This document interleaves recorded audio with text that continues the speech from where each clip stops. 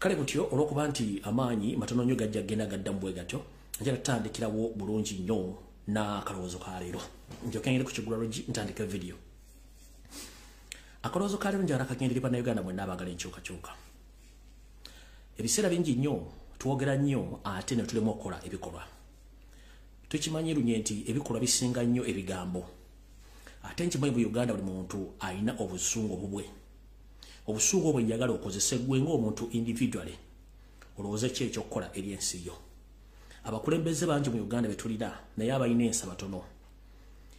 Omukulembeze waffe Robert Kyagulanyi Ssentamu ffenna gwe twalonda yakola emirimu gye bulungi nnyo n'agiteeka wagirina okuba. N'asuubira nti be yali ali nabo nga abakulembedde bajja muyambako okuggusa ekyo. Baamulyamu olukwe ate bakyamulyamu olukwe. Kale newankubadde nti bwe tuba tulwanyisa dictator tubanga abalwana ku street abalwanyisa abayaaye. Dictator si kyekintu ekyokumala okugwira okulwana nakyo. Okulwana dictator olina kuba nga oli prepared, olina okuba nga ate mukuba mulabadaba style. Kati njala kusaba buli muntu yenna bwe baali balwanyisa Idi Amin Dada Museveni n'abantu abalala zaali front nyingi nnyo era buli muntu nabagayo bijja byali bingi nnyo ebyali byetondeseewo okulwanyisa enfuga eya Nakyema ya Idi Amin Dada.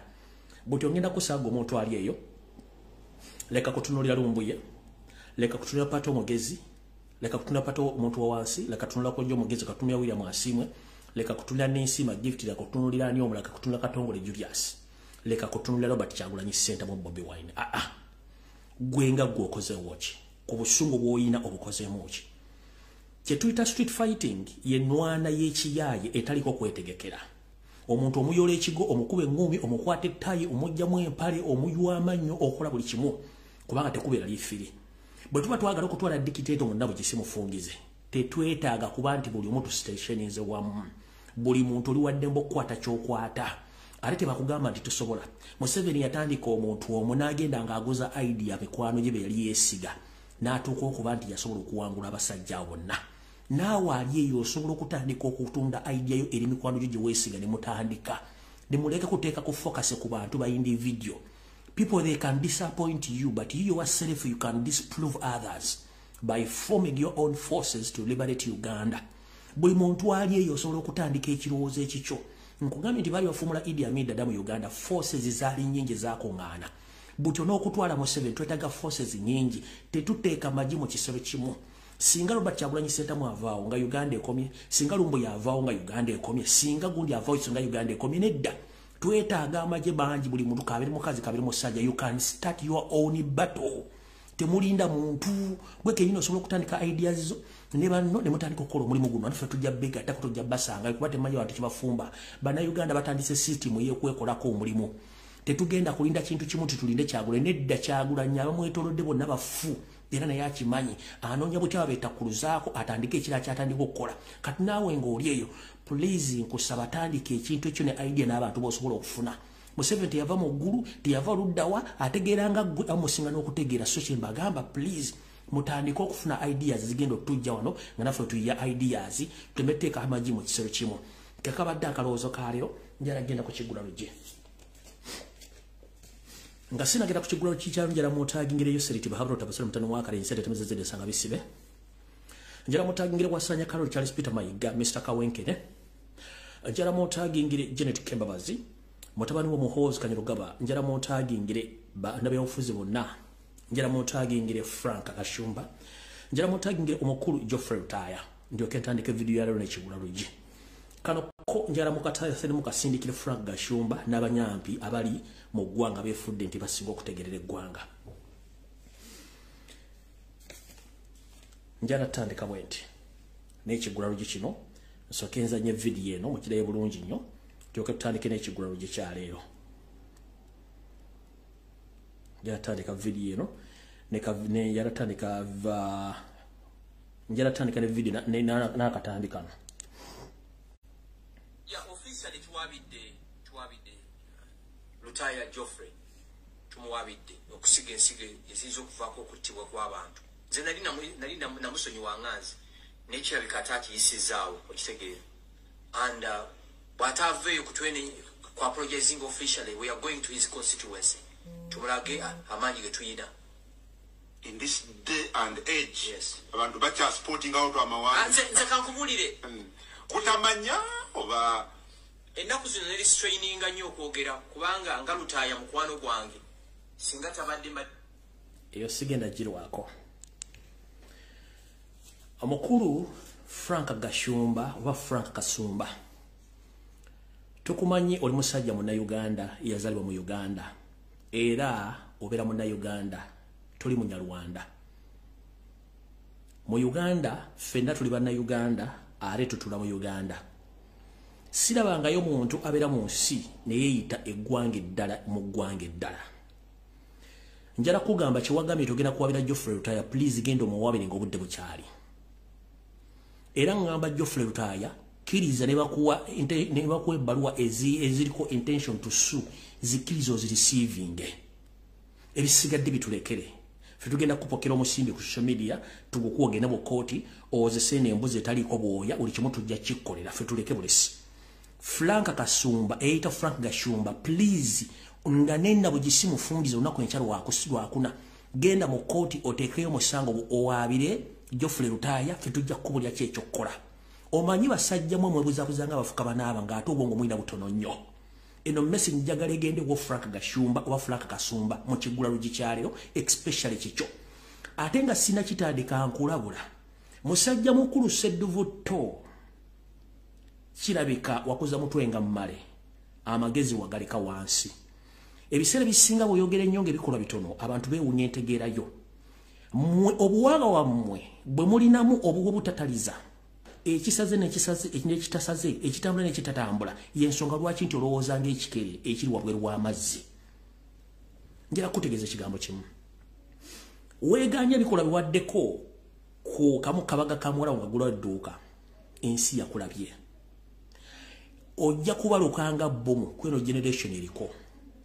Muwala wo twamulabe nga introducinga boyfriend we. Ate nga ne boyfriend we yabaddewo mukoddomi wo. Nekikuluma n'ozimba maaso negakutumbuka oba n'otwakala amaaso ng'owulira nti omulenzi waali awujja ekiwujjolo kya muwala wo ate nga naawe okiwujja nga muli abasajja babiri ku function yemu. N'enjogera gye wayogedde singa ogyetegereza wabadde olina ekinugu ku mutima. Mweno generation Frank Gashumba ogenda kubaluka ofe oyo mwana we agenda kutta kubanga ekisooka okulembeza obujja ekyokuli okulembeza obutasoma ekyokusatu okulembeza obutamanya nti omwana abanga akuza azze emyaka 18 tumuyinako control. Kati oli muvubuka abanga ayagala muwala wo good enough wafunye omusajja agwa ayagala muwala wo kati gobo waliyako wanozaako kendeeza akamanyiro ojja kubaluka omwana ajja kubalula obalukenga bom. Naye awo si wengenda wawo njagala okulaga mu kigula kikyaleero. Frank Gashumba bakuwa n'okudduka ate toyita wosula oba opangisa. Munnange nazzi kuno abantu bangi nnyo twabasenza mu Buganda era ne babeeramu naye ate gwe bwe bakuwanya okudduka munnange oyagala kuyita woli. Ogambye ogenda kuwaabira Honorable Lutaaya olw'okusiga ensigo ey'obukyayi muno ekisobola okuviirako abantu okwetemaatema. Era gwe n'ogamba nti talina buyinza kwogera ku bantu abayitibwa Abanyarwanda. Njala kubuuza mukulu kyogamba mu 1994 Abanyarwanda mu ggwanga erya Rwanda bwe beetemaatema akakadde kamu Geoffrey Lutaaya yabagamba okwetema mwe kennyini Abanyarwanda mwegogga nti oli Munyarwanda mwetemaatema akakadde kamu. Oyagala kungamba nti Geoffrey Lutaaya yabalagira okwetema mwe kennyini mbanga basobola okwetema nga muli mu ggwanga lyerimu. Kati ate obuvunaana Geoffrey Lutaaya ayogera ku nsonga z'abantu abazze okuwamba eggwanga n'omuvunaana. Kati gobo yagala kwabira Geoffrey Lutaaya bw'obanga oli Munyarwanda ng'ate oli Munnayuganda wateekayo petition ewaabira ekitta abantu ekyali mu Rwanda mu 1994 before nga tonna waabira Geoffrey Lutaaya mbwa asindika message ekuma bantu omuliro soko ogende obuuze mukama oyo seriti bahabula Munyarwanda munno bwe mutasobola kusisira mu nsi nti mujaagala ate nga mugiryamu olukwe omubuuze mwakola petition ewaabira abantu abatemaatema Banyarwanda mu Rwanda. Geoffrey Lutaaya teyaliyo gwe kennyini ne mukama oyo seri muli Banyarwanda which is okay. Naye before nga tonnagamba ogera kuwabira Lutaaya genda osooka owabire Abanyarwanda abeetemaatema mu Rwanda akakadde kamu ne kafa kubanga tolina magezi. Message yange eri etya ogamba nti Geoffrey Lutaaya asiga ensigo y'obukyayi eyinza okuviirako okutemaatema Bannayuganda. Ekyo mu Uganda tekisobola kubeerawo impossible. tuli gwanga eri Uganda gwe bwoba oli anti oli munyarwanda nnyo please kwatamu obuntu bwo odde Rwanda bakuzalya mu Uganda kitegeeza mu Uganda bro promoting obunyarwanda mu Uganda kiba kitegeeza nti gwe oyagala kukola kye tuyita extension mu extending egwala mu lite ku Uganda nga you're protecting something ninjala kubuulya goba gati Geoffrey Rutaya asigo buchayi nkubuuza mu 1994 bwe abanyarwanda beetema akakadde kalamba Geoffrey Rutaya yali oyeba kuma mu muliro mweke nyini mwetema atema n'omusango teguli mu International Criminal Court kati ogamba otyamba ogenda kwabira Geoffrey Rutaya njala kubuuza mu kooti ogenda muwabiranga ani ogenda muwabiranga munyarwanda ogenda muwabiranga mu Uganda kye kisooka ogenda muwabira nti aleta messages ezisosola mbantu asosola baani abanyarwanda muva mu kitundu kye Uganda mwogera lulimi ki mu Uganda era musibuka wa kye kibuuzo kye nkubuuza kubanga olina okuwa omusango wabanti nze gundi oba nsosola nva mu kitundu gundi njogera olulimi gundi kigashumba abanyarwanda boogera olulimi ki mu Uganda basibuka mu kitundu ki mu Uganda gwe gugenda okubira mu kooti so Geoffrey Rutaya ono muleka agenda akuwaabire kooti ojja jibuuzo ojja kubuuza omulamuzi ampawaabidde yaani ampawaabira ku lwaki kubanga mu Uganda tusina mugwagale bayita abanyarwanda ate nga banna-Uganda no fena tuli banna-Uganda kati muleka agenda awaabe from musango tujja go facilitating ne obuuza omulamuzi ampaabiranga ani era asibuka mu kitundu kye Uganda boogera lulimi ki kubanga amawanga gasanga mu Uganda tugamanyi okitegedde bulungi mukulu kati nobanga otinkula entalo tobanga totinkulanga entalo ne wesiga omuntu bajja kulekayo kubanga gwe mulina kye mutambuze ne Museveni ekibalimi okuggusa ne mujja kiggusa ng'ensi etegedde naye temujja kiggusa ku banna-Uganda wali mu lukwe olwatta Sulaiman Jakana Nadduli video gye ziri tosobola kwegaana era muzeeyi Nadduli akimanyi lwakuba asirise otandise ku Geoffrey Rutaya naye kakutande Geoffrey Rutaya bamutoseeko obulabo baffe ojja kyemaanya nkiddamu Frank Gashumba wali mu lukwe olwatta Sulaiman Jakana Nadduli ne Nadduli akimanyi kakutande weetabe mu kitta Geoffrey Rutaya nga bwagambye omanyi bagamba kamwaka bwe kasasiro ganga ojja kyemaanya oba jja kifuwa ng'okizza munda omanyi oyasamirira nnyo gwe n'olowooza nti gw'osinga okutegeera n'okanula amaaso ng'ente esala kolansi ng'olowooza nti gw'okwasa magulu kuyinamu diguli wali mu kuluko olwatta Jakana Sulaiman Nadduli otandise okuyimba mu Geoffrey Rutaya naye tugamba nti bw'oba ogobanga musajja munno olekanga mwezi n'akozza gwe nkumaze ngenze ku information endala yandeese ekigulalogi kikomyawo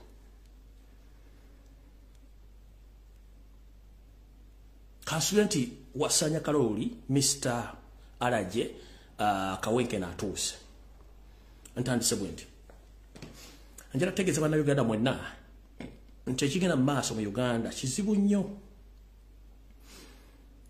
ekitongole ekirwanizi ky'eddembe eky'ensi yonna nga kisibuka mu UN officially Museveni yaganye okuzza endagaano yakyo bupya ekya International Human Rights Organization offices zaakyo zigenda kugalibwa permanent n'emirimu gyakyo kino nga nze alengerera ewala kimpadde okutya nti bandibanga abasajja bano baagala kukola kye tuyita genocide mu Uganda nga tewaliwo muntu yenna asobola bakuba ku mukono nkiddamu ekitongole kye bayita International Human Rights Organization nga kiri under UN offices zaakyo mu Kampala Museveni yalagidde ziggalwe ne license yakyo bagigalewo era tegenda kuzibwa bujja kitegeeza nti buli muntu yenna mu Uganda atulugunyizibwa tulindamu kuwa musango wantu wonna olw'ensonga kati tewali muntu agenda kugubira musango wadde okugulaba yensonga lwaki mulaba nti ne Uganda Human Rights Commission director gwe baalonda omupya munnange yeeyogeranga wala kubanga babadde bakimanyi nti waliwo ekijja nti UN bagenda gigwa mu Uganda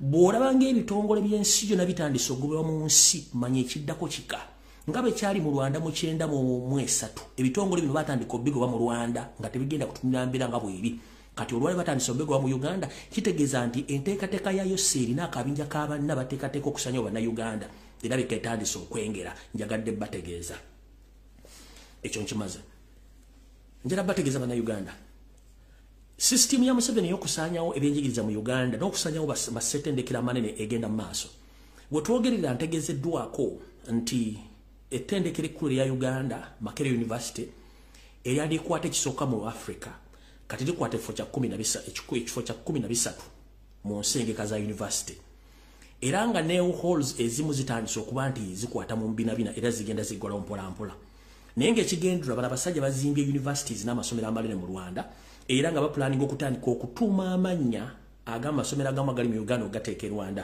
gamba ng'okutuuma Makerere University Rwanda era campus essaayo bagenda giggulawo ndowooza mubira bulungi nnyo kambi batere wano ku mutimbagano mubira bulungi nnyo bamaze okutta Makerere University kati bapulaninga okuzimba oba okuggulawo university yangu bagita Makerere University ngeri mu Rwanda ng'eyafa bamaze ogitta n'amasomero amala butyo mugala bulungi nnyo nti bagenda kuggulawo university gye bayita Makerere University mu Rwanda ng'eyafa bamaze ogitta nga buli kimu bamaze okitta ekyo natonza mukitegedde bulungi nnyo era ekyo kijja baleetera okuba nti n'ebintu byetusoma mu Uganda tebikyasobola kuba nti biina amakulu awo nno sigenda kulwawo okujjako okuba nkyabayisa mu bwangu mbawe information eriwo then tulyoke tugende ku kiki ekyatuleese.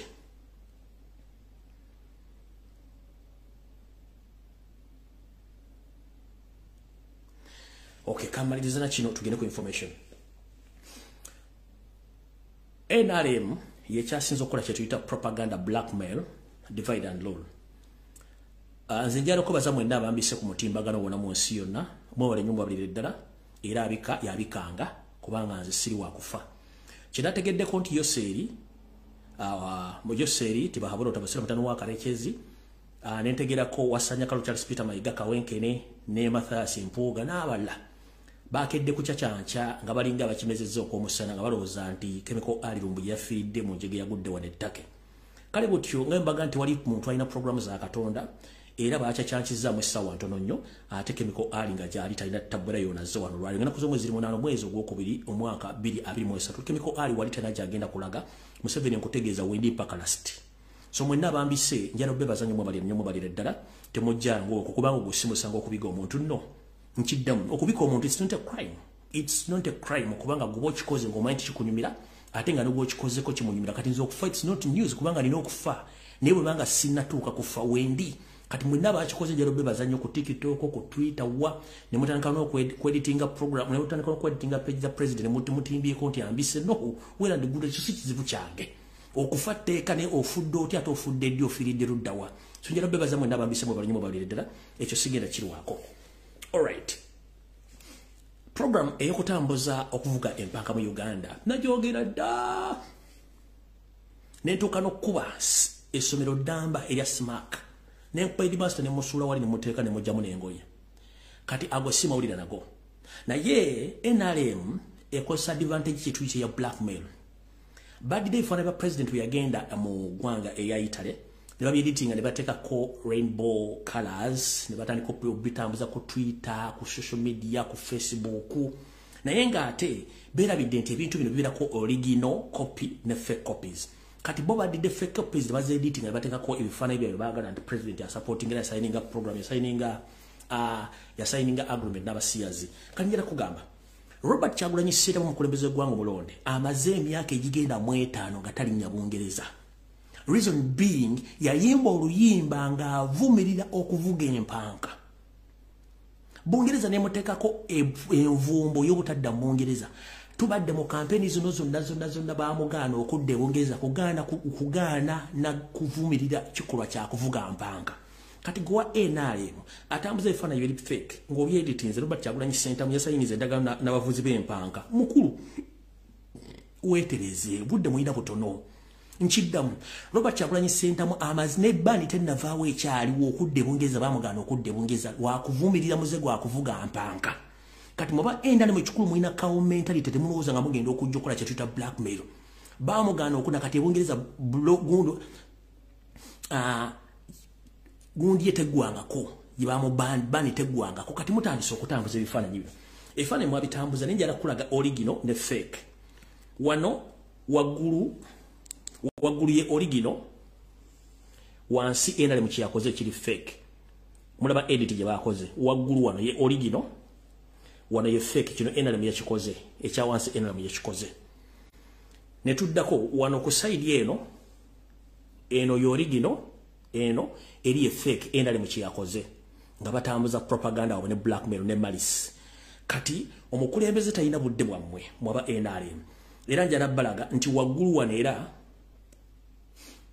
nga signinga autographs wagulu ye original wansi ye fake eno NRM eno nope maye mwagala nnyo bategeeze bintu bino ne mu kino kyennyini eno gye mulaba fake eyo ya NRM eno ya original ya national platform ndoza bula ebintu bino NRM yakoze kino kye kya national platform ne bakola edit ne batambuza ensi yonna zamu kitegedde awo saagala kulwawo ngaye bazze ne bambika kubanza okumbika tekulina buzibu bwago simawulira sina bwenyiza kuvunaana awo nawo tuvuddewo njagadde mbategeeze kati awo nga nvuddewo njagala genda ku nsonga eyandeese njala muwuliza akatambi kano bulungi nnyo tutandise olwo vidiyo etandise.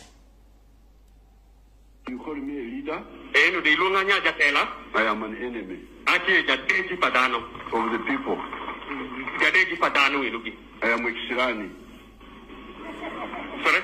I will be Exirani. Aberu salo kisrani ni dano. I will be a curse to the people. Aberu kuong, tenmaju kuong ni dano. Mulide bulungi kankaddemu. You call me a leader? Eno de ilunganya jatela. I am an enemy. Ake jadeji padano. Of the people. Jadeji padano ilugi. I am Exirani. Sorry? I will be Exirani. Aberu salo kisrani ni dano. I will be a curse to the people. Aberu kuong, tenmaju kuong ni dano. All right, kimulidde. Muye nakana. I owe nothing to nobody. There's nobody I care about. If you try to play around with it, because I owe nothing to you, not even to the government. Mukawulidde? I owe nothing to nobody. There's nobody I care about. If you try to play around with it, because I owe nothing to you, not even to the government. All right, kati kano kabanyankole mwenna buli munyankole ejjali muwulirize kano. We had a little king there in Angola called Rwambansi, that is controller of the whole world. That's what those Banyankole thought. That little king there of ours. He was called Rwambansi, the controller of the whole world. That Angola is the whole world. With your fellows, your sycophants who fall before the chiefs, they fall as if they are possessed with demons. Abanyankole mwakiwulira ekyo mwakiwulira ogwo omusajja ne yeyita omunyankole ati nyo omunyarwanda ne yeyita omunyankole muwulye byabagamba. We had a little king there in Angola called Rwambansi, that is controller of the whole world. That's what those Banyankole thought. That little king there of ours. He was called Rwambansi, the controller of the whole world. That Angola is the whole world. With your fellows, your sycophants who fall before the chiefs, they fall as if they are possessed with demons. All right.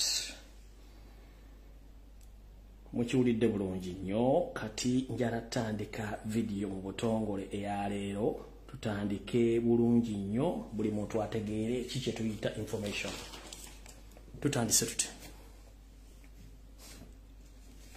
Kansubirenti yoseriti bahabura otabasira mutano wakale kinsere tamuzezede nsanga bisibe otuuse olwaleero ne bifo nga sinagenda kugwe lwaki sisooka na wasanya Kalolo Charles Peter Mayiga Kansubirenti president wange omulolo Bachagulanyi Center mu otuuse katandike naawe president njagala okukulobera tokutegeeza manyo baddeko mu bendo kuba tonatuuka Kampala nti enteekateeka namutaayika ey'abasajja abakwekiise mu lubirizi omuli omukulu Mathathi Mpuuga Muwanga Kivumbi ne wasanya Kalolo Charles Peter Mayiga Mr.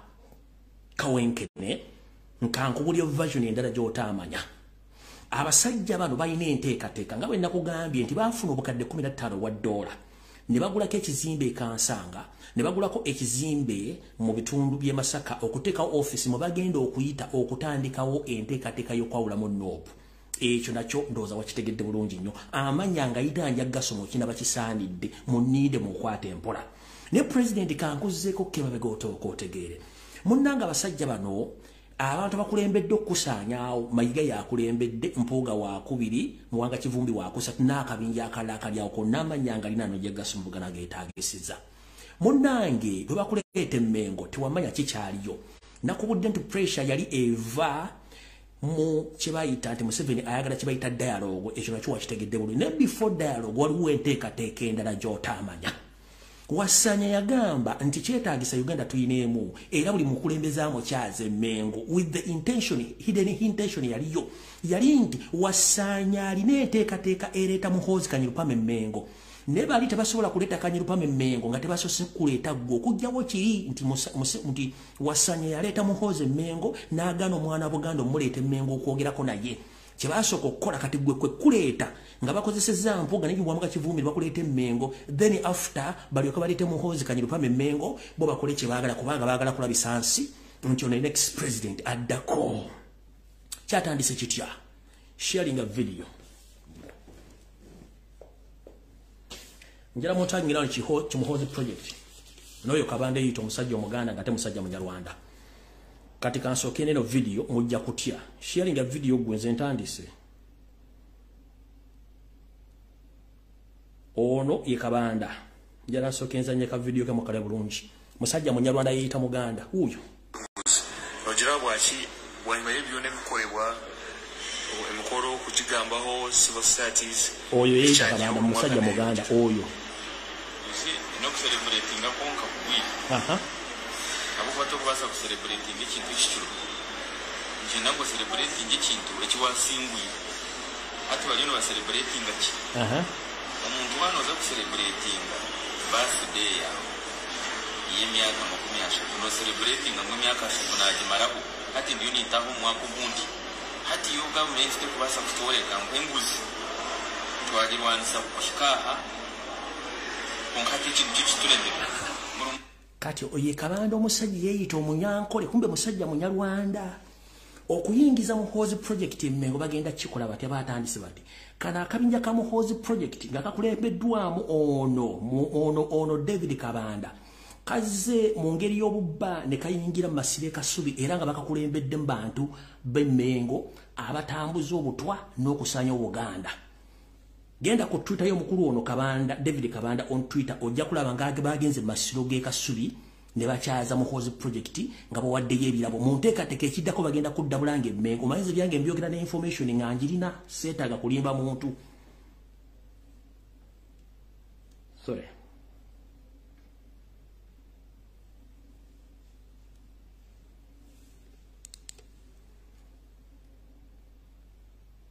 Linda katono. Ndoza mukala bulungi nnyo. Babadde Masiro e Kasubi nga bazze baasose Masiro e Kasubi Muhoozi project ngeri ngiddwamu Kabanda ne bajja n'ebintu ebyo n'abasajja b'emmengo abali b'enkwe ne bakyala Masiro e Kasubi gye bataasobola kuyita Kyagulanyi wadde ogenda n'olunaku n'olubo Muhoozi project ne bajja Masiro e Kasubi. Baba wennyini mmanyizi byange ntambula nabyo. Iyo Muhoozi project mu Masiro e Kasubi kyokka omusajja gubalese musajja munyarwanda nego bagenda okuleeta emmengo omusajja munyarwanda bassa abaana ba Buganda bamalawo niye bana baba receiving endo za mbalaba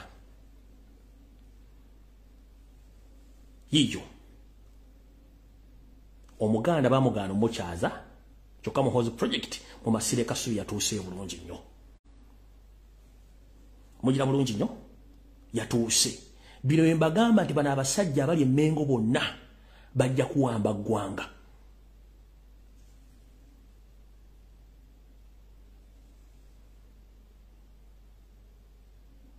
Bwe bava obajja mmengo mbulange balete Muhoozi project.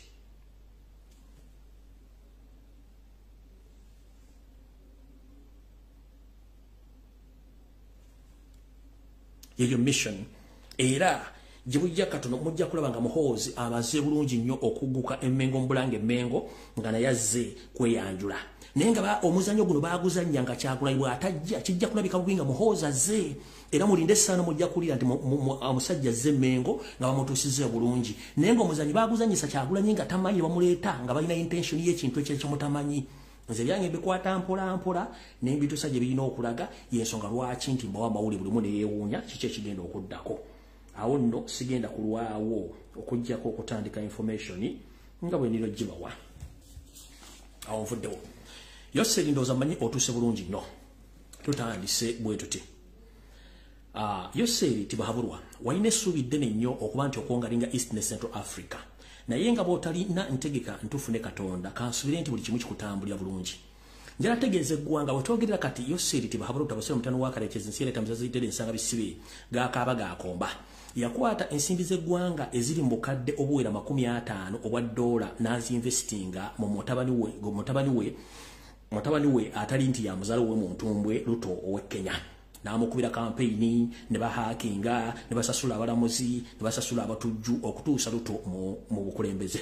Museveni yasuubira nti Kenya agenda gifuula escape route oba agenda gifuula enkambi ye mwana jango musolo wepo n'okuba nti agaziya empire ye nga terina muntu yenna asobola kusinzira Kenya kuyekera ggwanga lye.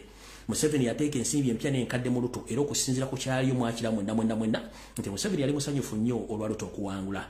Naye nga mmanyi nti buli lwobala empikizo ne Katonda babala empikize. Wetwogerera Museveni gakaba gwakomba nti ekiyasuubira okufuna Kenya si kyafune nti embeera eri Kenya mbyenfuna nzibu nnyo n'embeera eri Kenya mbyobufuzi nzibu nnyo nga wetwogerera Muzeeyi Ruto akutte wansi ne mu bbanga agamba nti entebe yakyagala era atambula amobilizinga abantu okwetoola Kenya okutandika okubanja entebe yaabwe. Mu byenfuna Kenya ekola bubi nnyo nti ne ssente ezitambuza ofisi za gavumenti bewula newole mu banka eza bulijjo. Kitegeeza nti Museveni kiyabala okuba nti Kenya agenda gifuula ekimu ku kitundu mwagera ofuna ensimbi yamufirira toge nti labu kyanga Ruto afutuuka mu ntebe Museveni tafuna wadde emitwalo 10 ejja dola mu ntegeko eyo. Ate era n'ebyobufuzi Kenya bwe yali abisuubira si bwe birina okuba nti mutabani we yavayo n'agamba nti sisobola kukola n'opposition n'ekigenza okulaba nga pressure muli bubi n'agamba talengera kukola n'opposition. Kino kyanyiza Museveni ensimbi ze tezivaayo diru ze yasuubira ziganye nga ne Ruto kennyini yali amusuubira nti ategeera bulungi nnyo. Wabula yagenza okyekkanya nnyo mu ntegera ya Ruto nga naye yamunguuba nnyo n'agamba nakola lw'osemanko buula. Leero twogera Museveni gakaba gaakomba wegambira munne tozanyisa Katonda gwokola entegeka zo nga ne Katonda alina entegeka zo. Kati buti ensimbi ze wainvestinga mu Ruto zikufiiridde toga nga obudde bukuweddeko kitegeeza nti kiwabala ne Katonda ali abala ekikye. So no twogerera Kenya Ruto emufukidde ekizibu nga ne Museveni kennyini sente ze yateekayo tazisuubira nti zigenda kudda kubanga nawazijja tagenda kulabawo. Tugenze ku nsonga endala. Mwena Bannayuganda abali mu katale k'owino eno security alert. Bifonga sinagenda na walala. Ntegeeza Bannayuganda mwena amanya gange nze Fred Lumbuye chemical ali. Mbategeeza. Buli muntu gw'osanga ku social media ng'ayogera ekigambo nti akoye security alert tazaagala mbutwogera security alert 444 eyo mbizi yabitanga nkiddamu asitaga fly. Buli muntu yenna gw'olya ku social media mbu wandopo akola video musimeyi tayagala security alert ezo mbizi zabitanga asitaga fly bakozi ba state kubanga ffe kyetwogera information tugijja ku source. Kitalo nnyo omugenzi lawyer counsel Anthony Wameri naye gwe muntu omu gwe navaayo n'enkutegeeza nti mukulu bakuwadde obutwa nakyogera nga wayise ennaku 3 nga bakakuwa obutwa naye olw'okuba nti wawubisibwa abantu abali ku social media n'abakuli okumpi nti Lumbuye byayogera tebikwatagana which is okay. Naye immediately olunaku lwe nakugamba singa wagenderawo mu ddwaliro n'olinyenyonyi wandibadde okyaliwo n'ekitalo nnyo Mukama akujjuludde. Njogera ebigambo bino buli kye nali njogeddeko ono mugenda kiraba. Kati omuntu yenna avaayo n'agamba security alert tazaagala oyo mukozi wa Museveni kubanga tubamanyi batulimu. Ate ntandika omwaka guno nga ndi mukambwe nnyo omuntu yenna naddamu naye asaba ku kibayita security alert. Ne bwe ziba ssaawa za 10 za kiro sala ka video kampereze ngenda kwambala omu ku omu kati sikyatya tukoye okufiirwa abantu. Obutwa butambula batta ba comrade musindika binnyo.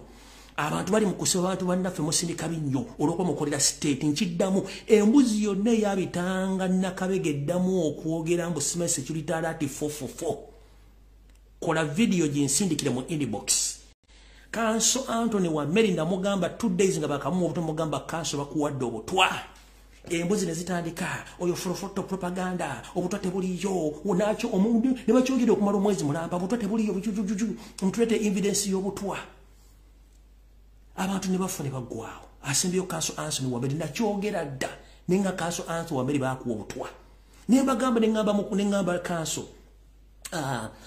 kanso onalye Kenya Shami Mali nemugandi bakuwadde obutwa maama genda bakujjanjabe olw'okubadde yalina abantu amubuddisa tiyasobola kutwala budde kukola kintu ekyo mbudde kikye kyavaamu naye tumusabire omuntu yenna addamu okusirwala mbu simanyi security alert tezirina mugaso eyo mbizi abasira mu nsoyi we omuntu yenna addamu okusirwa na security taziriyo muyite yombizi akabere wa nupu kabere wa enale mu yombizi abitanga kubanga buli kyenjogeddeko mu security alati kituukidde n'ebirebe kyajja nkiddamu kabere mukazi kabere musajja kaberani waliwo akabinja kali mu nupu nga ataka kutukoleramu kali mu kudefendinga gavumenti nga bebuzabuza nga bafuka banaaba buli kyetwogera kiba despisinga buli kyetwogera kiba menjawo songa ate omupiira baguvuga baguza wanna kyemalira nkiddamu buli muntu yenna agamba nti security atata ziriyo ani follow block abambega ba Museveni batulimu Kanso Anthony Wamberi namutegeeza nenjogera nekola live eziwerako nentegeeza Sami Malini dabala bangi nnyo n'abala bali dobutwa nondanya navayo mbo ntewali security obutate buliyo no problem nkola gwange nawe kola ogugwo ekyo nkimaze abantu mwenna abakolera mu katale ka ssente bali ku ddembe owino njala bategeeza nabadategeeza nti Yoseri ayagala ettaka eryo okuzimbawo akeedi ezeefaanaanyizanga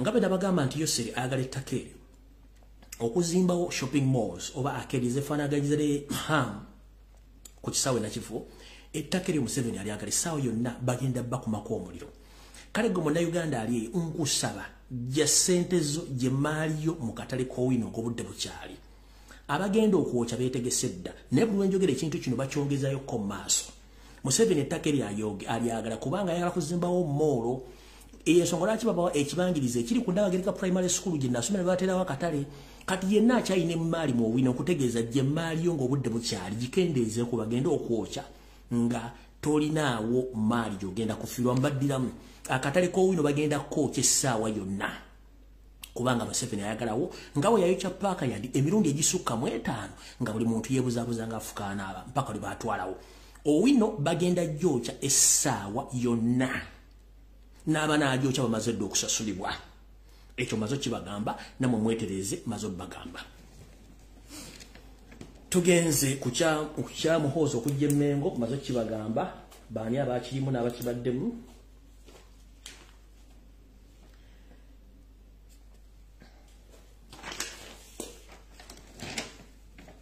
tugenze ku information endala ebigabiro bwe mbyogera amulooza nti ndi mutabufu wa mutwe nenze sikyafaayo olwayokere ne postinga video ya muganda wange Wayusa Mufumbira ebigabo byayogedde abadde nga dda mbigabo byenayogera edda njala bategeeza nti omukulu Mpooga Nthias Nsamba ali mu nteekateeka ne mukama we Anita Amongi okukola enteekateeka bayise ekiteeso mu paliamenti nti ye nga loop ne bw'aba avudde mu kifo ekyo asigala aweebwa omusaala na buli kimu ekyetaagisa nga prime minister wa Uganda bavuddeko banga n'omukulembeze w'eggwanga kino bakikola olw'omulimu gwakoze okukonya struggle n'okukwatira ba parliament abali badde basobola okwogera n'abanyigirizo bateeka waali n'okubanga struggle agitadde wayina okuba kino baatula mu meeting n'embuzi ze zaatwala ezimu ne bakkiriziganya nti bagenda kuleeta bill naye olw'okuba njongedde kiyinza obutajja nkiddamu Mathasi Mpuuga Anita Amongi balina proposal oba ekiteeso nga opposition leader yenna okutandikira ku ye ne bw'aba avudde mu parliament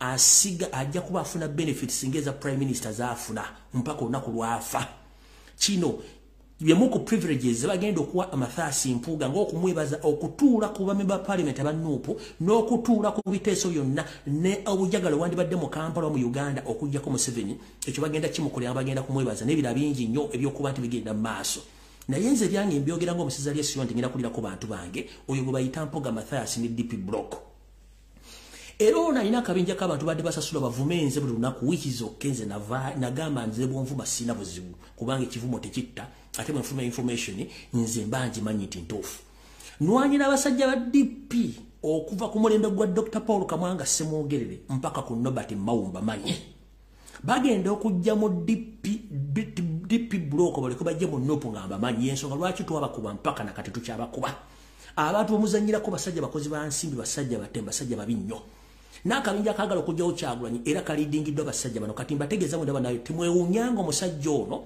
alemedde mbwaruupu ng'alina ebintu by'abalanga ye olw'ensonga nti balina kye bamubalira ng'aniita Mongi ya kibala era kijja kutuuka essaawa yonna mu kirinde nze byange mbyogera bwentyo ekyo nakyo sigenda kirwako kati njala genda ku bantu mwenna muwulize information ya banka njala mutangire abalina accounts mu Centenary Bank n'abalina ssente mu Equity Bank muwulize bulungi nnyo awo enzija kamala okuyisawo information eno njala bategeeza nti eggwanga Uganda libadde mu ntata ey'okuba nti buli muntu alina essimu ey'omungalo eyabuyonjo oba ng'olina eyabuyonjo smartphone obadde obegebwa ng'oyitibwa mu message eziri nnomo n'okuba nti n'amasimu gemukuba direct bagahakinga Yoseri abadde akozesa software ow'eggwanga erya Israeli gwe bayita Pegasus amukozesa okuspyinga ku bantu bonna naye yakola ensobi n'akozesa software okuspyinga ku ggwanga erya Amerika n'erya Bungereza ng'akozesa ayita mu embassy zaayo eggwanga lya Bungereza lyategeera nti Museveni abadde abega ba ambassador n'abakozi baamu ng'akozesa software Pegasus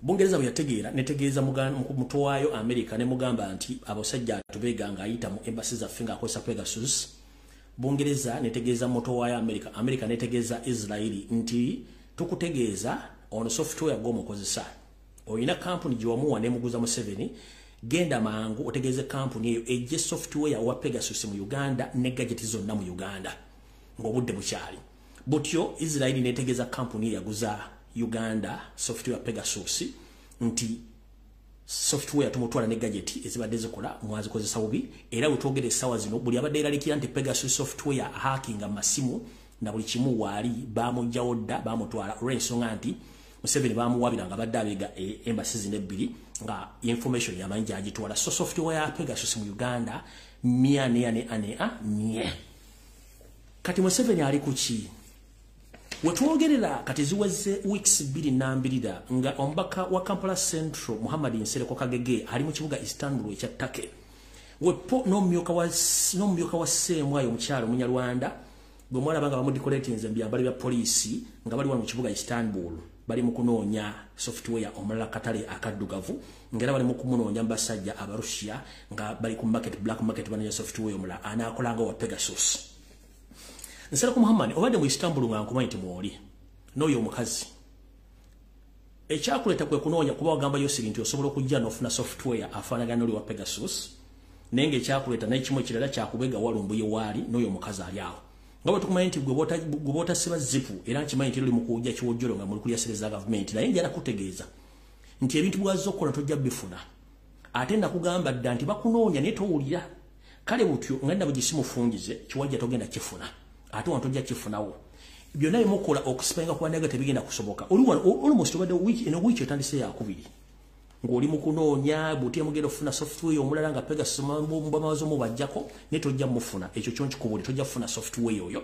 nga mwaga nti mwagala munoonya muli wana abantu babiri n'oyo mukazi deputy director wa CIA wa Ssemwayi nawe muli wana munoonya software afaanagana wa Pegasus naye temujja mufuna naye nga nkimanyi bali mu Istanbul almost 1 week eno mukutte yakubiri nkimanyi bulungi nnyo you are tracing me but you are omala biseera tosobola kuba nkimanyi bulungi nnyo kuba ku black market wantojja mufu bagenda kusibira bwereere ate kasita banakimanyako oba owedde kati butyo munnanga omwami bamaze wiiki 2 ng'ali wano ng'ali mu kukola akunoonya bintu ebyo naye muganda wange obusiru wayonka buyonke emirimu gya kitawe gye yakola nga mirembe gy'amiini bw'oba ogiremeddemu ojja kufa puleesa tugenze ku nsonga enkulu eyatuleese ntandise bwe nti bw'oba omanyi ng'oli mu Uganda ng'olina smartphone ng'olina account mu Centenary Bank ne Equity Bank sooka okole bw'oti nzize mbalabula okujja ensimbi zammwe mu banka ez'enjawulo mu Uganda nga mumpakanya naye abantu bangi bali mu kubbibwako ssente zaabwe mu akawunti zaabwe kati before nga sinagenda wala kwata essimu ye eyabuyonjo gwali mu Uganda mpuliriza n'oba ng'oli bweru kwata essimu ye eyabuyonjo oggyemu app ya Equity Bank nkiddamu bw'oba oyagala okusavinga ssente zo sooko tulina system ziri bbiri waliwo gye tuyita manual system n'automatic system manual system ye system enkadde gy'ogenda n'obankinga ssente zo n'ogenda era n'ozijja ku akawunti oba n'ogenda ewattera n'akuwa ssente egyo tuyita manual system kati automatic system baje bayita electronic banking system bwe bagenda okubabbira sente bazibajjeko mwenna bobo ina app nga ya Sentinel ngeri ku simu yo osobola okubankingirako oba okutransferinga sente zo ngokozesa simu nkuwagabwa nga nabo gisimu fungize uninstall that app before it's too late system gye bayitamu okubba sente zezimu ku system eza app eziri ku simu zammwe bobo ina app ya Equity Bank uninstall it before it's too late uninstall app ya Sentinel Bank ne bank endala zonna mu Uganda kasito bango ina app yo gijjemu otherwise bagenda baba sente zabo bazibale ku simu zammwe bazimale ku account zammwe Nzemba gabigambo bino nga mulowooza omusajja ono asaaga naye mbakubidde omulango takungula mujje sente ku account muganye Equity etandise okubba sente kati njala tandika bwe nti mulize bulungi nnyo abantu bangi babbiddwa sente zaabwe ku Equity Bank ne Sentinel Bank ngenda bawa records buli kimu n'ekimu kitegere bulungi nnyo wulira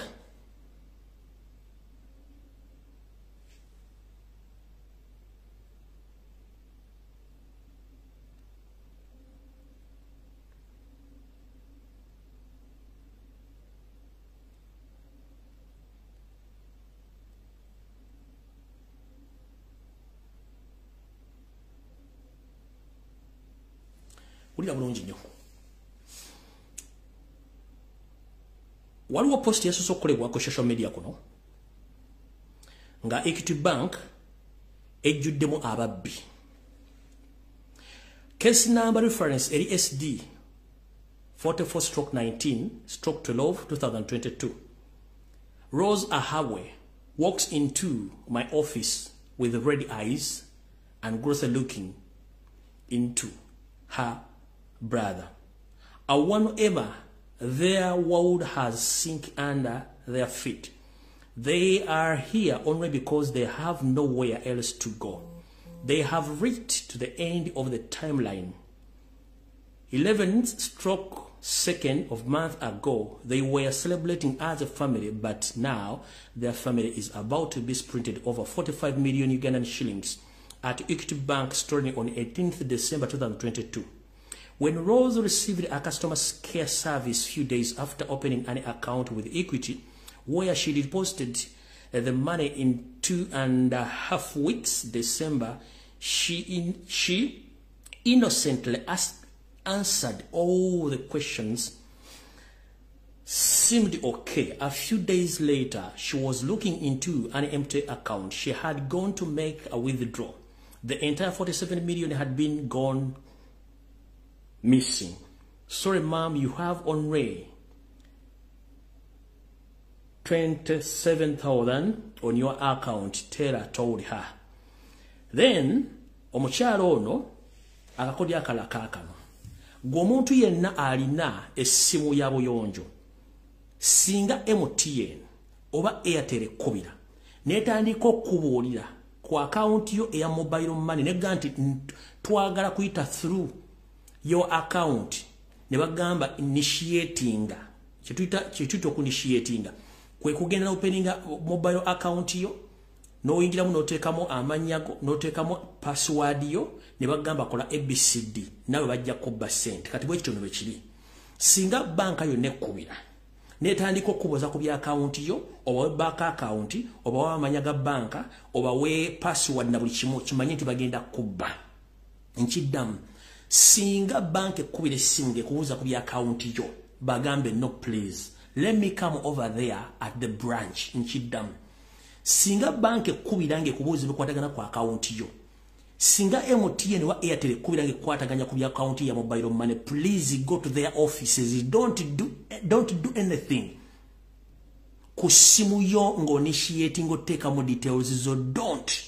MTN bekwagala ekuyite ku headquarters zayo obikole ku headquarters banka bekwagala kwogera ku account yo nebiriko genda ku banka tokola kintu kyonna ku simu yo nkiddamu banka bwe kubirange kubuza ku account details zo please bagambe let me come over at the bank tojuza kintu kyonna ng'okozesa essimu ya buyonjo either banka yekubidde oba kampuni y'ensimbi ya mobile money togeza n'okola ekintu kyonna n'oteeka ekintu kyonna mu ssimu yo ng'ojjuza bagenda kuggyako ensimbi zo ate bamale bakwefuulire nkiddamu toddamu kujjuza kintu kyonna ku ssimu either bank ekkubidde company mobile money ekkubidde oba Airtel oba MTN tojjuza kintu kyonna kebere formula please bagambe kanzije mu banka ndyoke ndabe kiki mu ngamba obuzibu buli nti banka zimba mafia banka zibba sente zammwe awo sigenda kulwawo mumaze okutegeera biki ebigenda maaso ku banka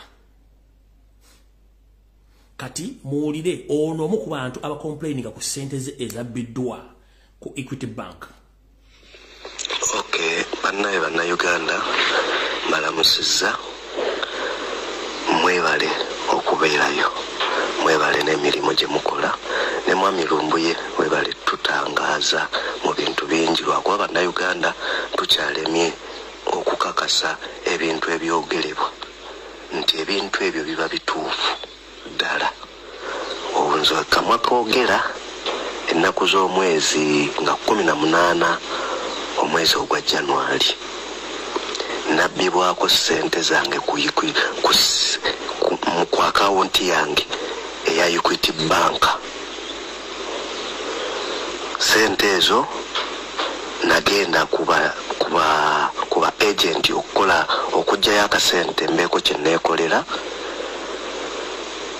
ntuuka mu kuba agent ne bandaga nti no nenteekamu omuwendo gwa sente gwe nali neetaaga ne bandaga nti sente ezo teziriiko ne mbabuuza kijja kitya ne mbagamba mukebere balance okukebera balance nga tekuli sente ne nkubira customer care essaawa eyo customer care ne batugamba sente zo zaavuddeko ne mbabuuza zaavuddeko zitya nti zaavuddeko nga bakozesa easy banking kyokka easy banking nze sigikozesangako sirina app ya Equity Bank yonna muba mu ssimu yange ne ngenda ku ATM bwentuuka ku ATM nensaba nini statement okumanya sente zange lwakikuyo gye zaavuddeyo okutuuka ku ATM nga bandaga envayo sente gye zaavuddeyo enkeera nengenda mu banka eya Equity ekyengera ne mbabuuza sente zange zaavudde zitya ku banka ne bandaga ne bakebera mu kompyuta yaabwe awo nga bandaga nti sente zakozesezwa easy banking okuva ku akawunti yange ne mbabuuza kijja kitya nabo bennyini nga baŋŋamba mbu tibannamanya bwe zivaayo ne bandaga nti kabawandiike ebintu ebyo babiweereze ku edikoota ne mbisayininga ne baŋŋamba bajja kunnyamba bwe ŋŋenda bwe ntwala ennaku nga siraba kunziramu ne neesitwa ne ŋŋenda ewa manager wa Equity Bank ekyengera naŋŋamba genda wali kubakolako baddemu bakuyambe bwe mbatuukako ne baŋŋamba tebannakubira simu nti aa beera mugumiikiriza bajja kukubira ne nninda ennaku nalaba tebankubira nze kennyini ne neesitwa ne ŋŋenda ku Church House ku Kampala Road bwe ntuuka Kampala Road ne nnyinnyonnyola be nasiŋŋaana munda ne bandagira ku second floor okugenda ensonga ezo gye mba nzitwala ew'omukyala bamuyita Patricia bwe ntuukayo omukyala yali agenze mu langi nansindikira assistant we nasooka nambuuza nakebera mu fayiro nga fayiro yange tebannagitwekawo ku Church House ne bambuuza nti waloopawa ne mbagamba ekyengera ne ŋŋenda ne bakubira ab'ekyengera essimu ne babiweereza ku kompyuta nga wendi awo ne baddamu ne bakebera mu fayiro nabo bennyini ne baddamu ne banzijjako statement buto ne bambuuza wa reportinga ku police consent ye ne reference ya police ne baginzijjako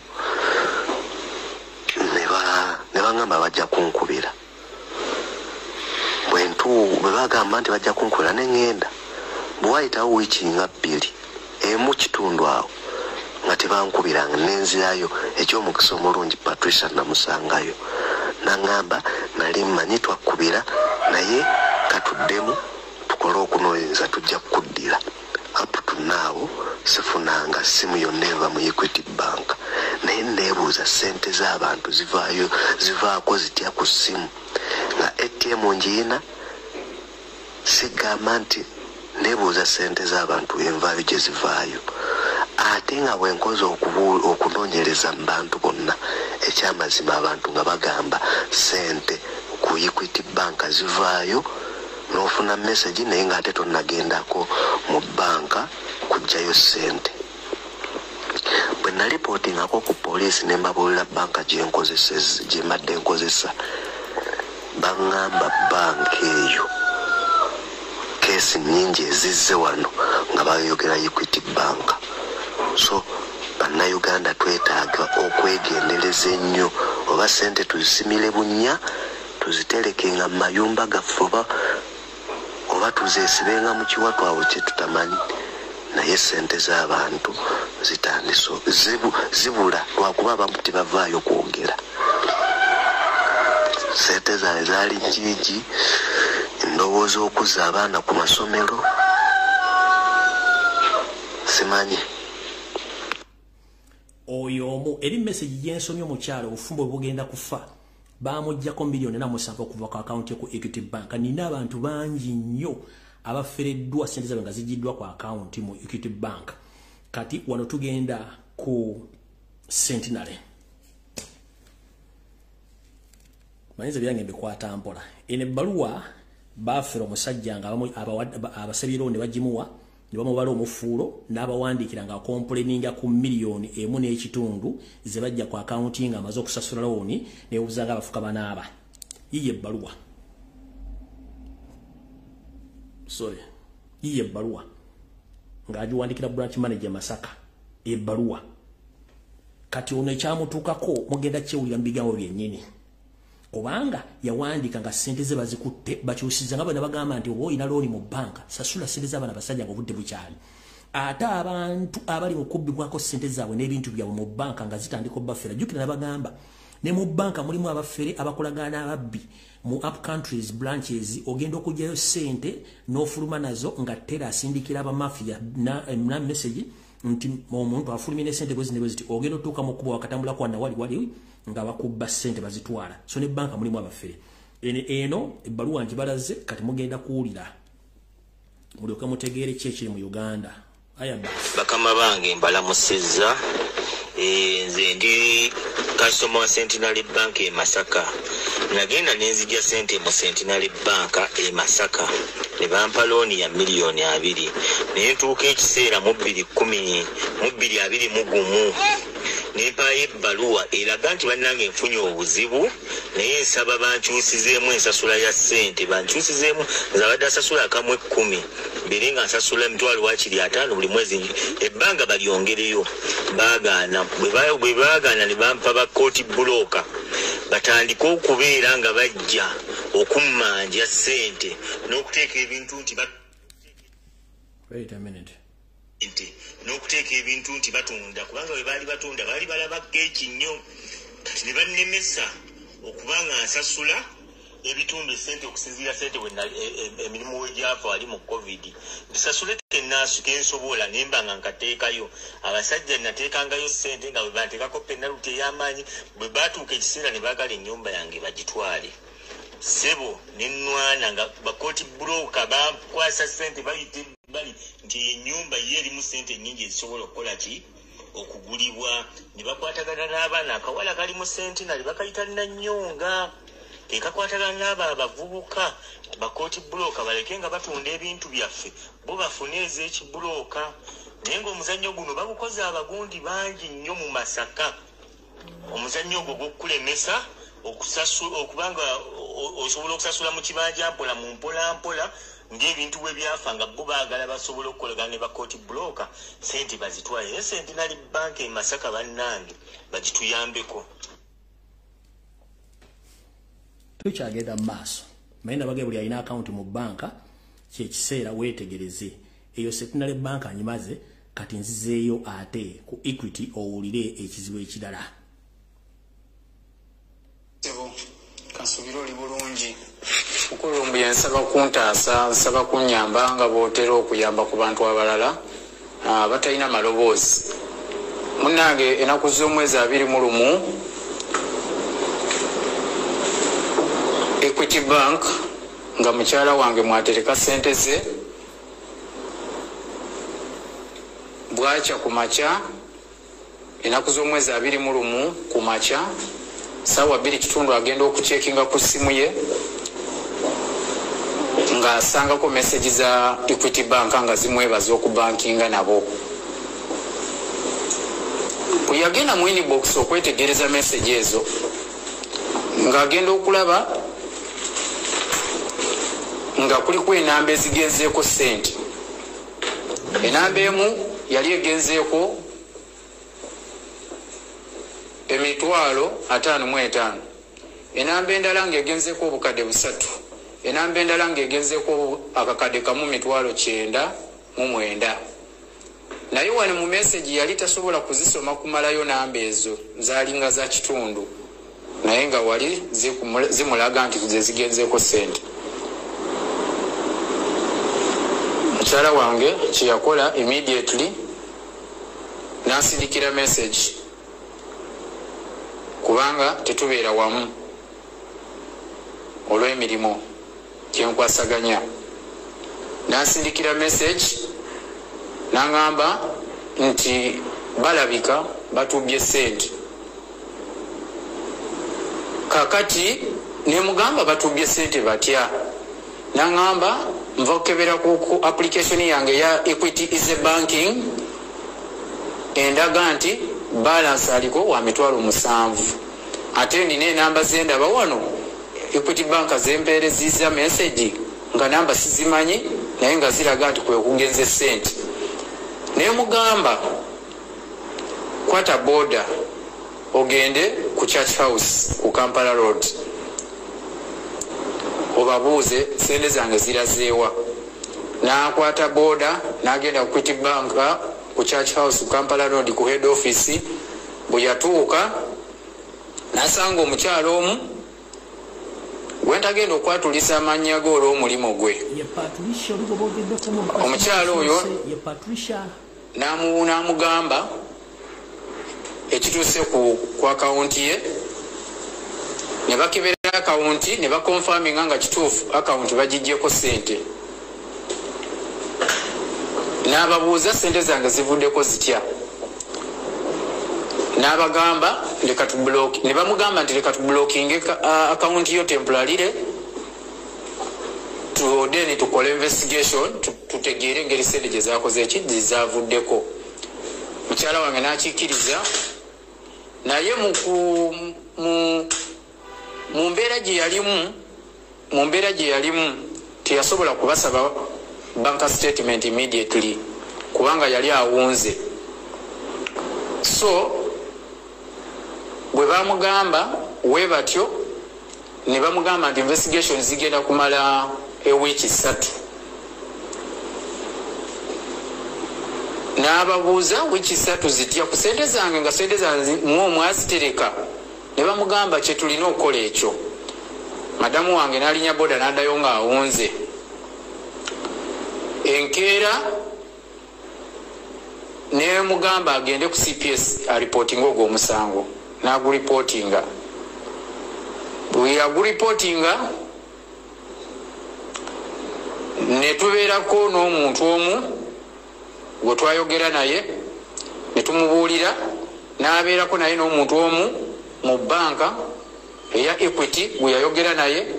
Ensonga yaffe neva ku wiiki 3 ze baali bagambye eza investigation n'egenda mu nnaku 2. Era mu nnaku nga 2 ku 3 baali bamukubidde essimu nga investigation ziwedde. Investigation bwe zaggwa ne bamukubira essimu nti jangu komawo ebintu byo tubimaze. Munnange mukyala wange n'alowooza nti bategedde ensobi sente kizaalaze bagenda kulivansinga sente bazikomyewo. Mukyala wange yatuuka eyo yali shocked. Bamugamba nti esente one system etulaga nti esimu ewa gisharinze. Kakati mukyala wange n'ababuuza message eza banka ziraga nti sente transaction zakolebwa saawa 9 ogw'okumakya nga nze neebase. Essimu yange embeera nayo nga neebase. Ekiro ekyo nali neebase. Transaction message sente zange ziraga nti zaavaako saawa 9 ogw'okumakya nali neebase. Kijja kitya nti sisimu yamwe egamba nti nali nasharing essimu ku saawa ezo ng'ate nali neebase.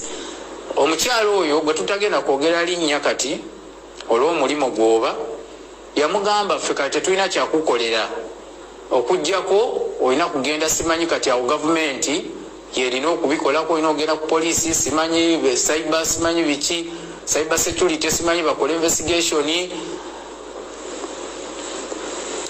Mukyala wange n'avaayo ate ng'awunze.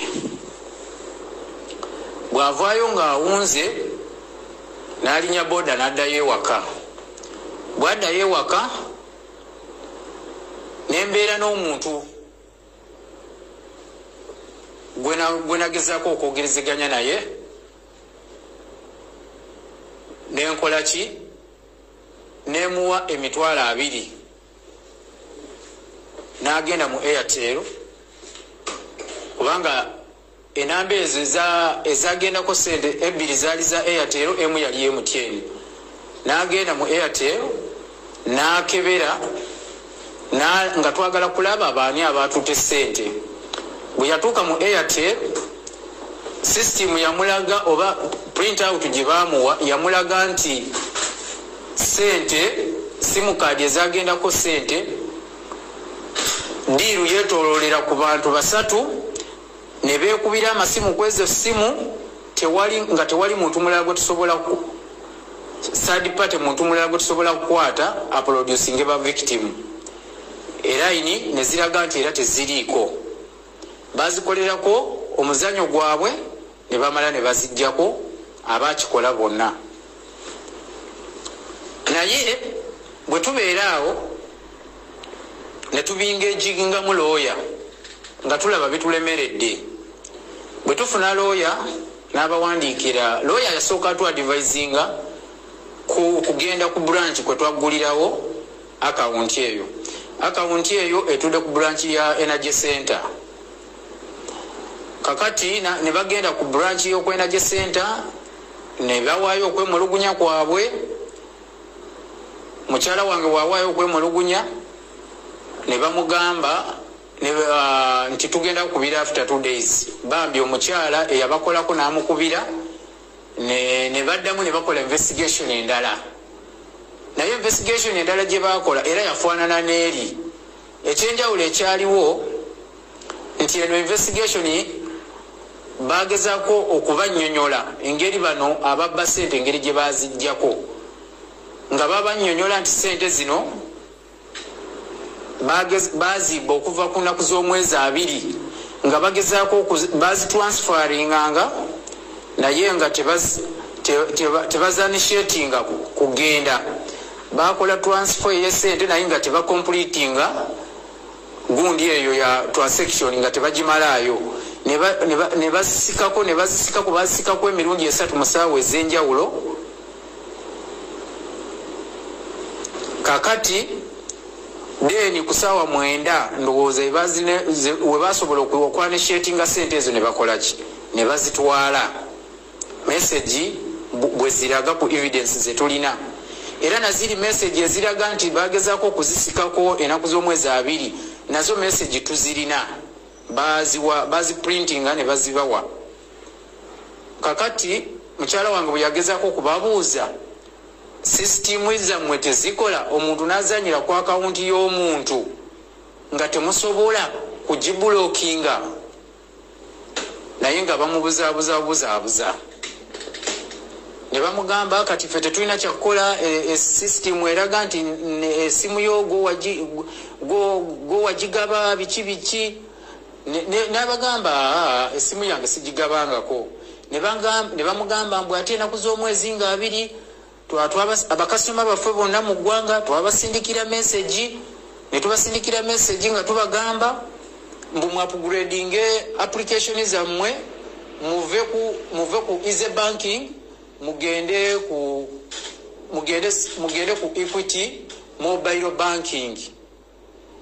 mukyala wange n'abagamba okufiiranga wano sirina wadde message ejjangako mu ssimu yange kubanga bagamba nti message bazisindikira bakasoma okuva enaku z'omwezi 26 omwaka oguwedde mu Desemba nga bagamba nti tusimanyi tu upgrade nze simanyi tukyusiza application embozibozi eri awo bwetyo ya banka. Mukyala wange n'agamba essimu yange yiino sigidiritinga nga muwadde ka message niyo mbanga na deletinga message system za telecom companies zijja kulaga nti eno message na deleting olunaku bwe ruti. Mugende mu banka yembanga mwina message gye mwampeereza gye mwekwasa mugende mu banka mukole ki mugende mu telecom companies mukebere mulabe nti oba mulina message gye mwansindikira nengisoma nenjideletingamu sente njazibalekera. Ne bagamba nti ate ogwo si mulimo gwaffe kugenda mu telecom companies. Mukyala wange n'ababuuza telecom companies ze mukolagana nazo mu business kati mwagala nze kiraya nti nabateresa sente ngenda ate mu telecom companies nchekinge. Nagamba kati fo gwaffe tumumaze ogwo mulimo gwolina okugenda. Mukyala wange n'akola ki ne bavaayo mu banka we batyo nga banyogoze nga baba reasons out kakati bwe bavaayo ne bagenda ne babuulira looya n'abagamba nti kale tewali buzibu kamba wandiikira ebbaluwa mbawe legal notice ey'okulivansinga sente ezo ey'okumyawo sente mu nnaku 7. Ennaku 7 looya yabawandiikira ebbaluwa ne tumuwa emitwalo 10 n'awandiika ebbaluwa bwe yawandiika ebbaluwa n'agibatwalira bwagibatwalira ne bamuyita mu meeting gye bamuyita teyalimu mukyala wange. Ebyaliwo mu meeting looya byasobola otugambako yatugamba nti bengeginze mu meeting ne bakkiriza ensobi eyakolebwawo ne bamusuubiza nti bagenda mukubira essimu after 2 days. Katugenda mu week 2 lawyer waffe tebamukubiranga ssimu. Bwengezizaako contactinga lawyer ngambye tebana bamukubira ssimu. Kakati nsaba abantu abaliyo bonabona mu nyambeko evidence yona weeri sente zaffe tuzeetaaga kubanga sente zaali za school fees.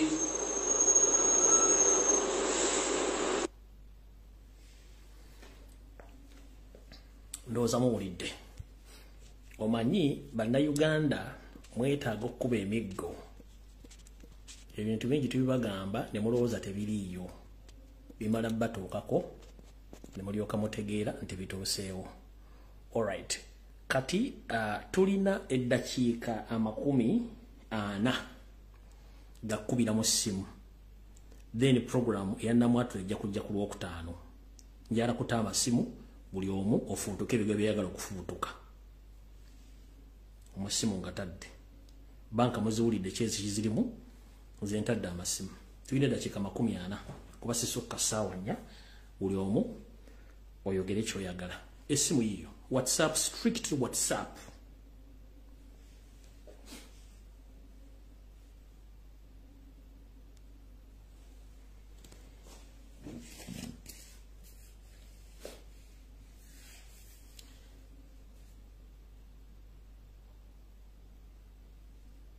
Hello?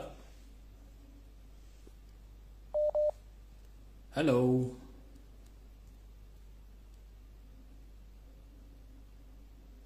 Hello? Hello, teacher.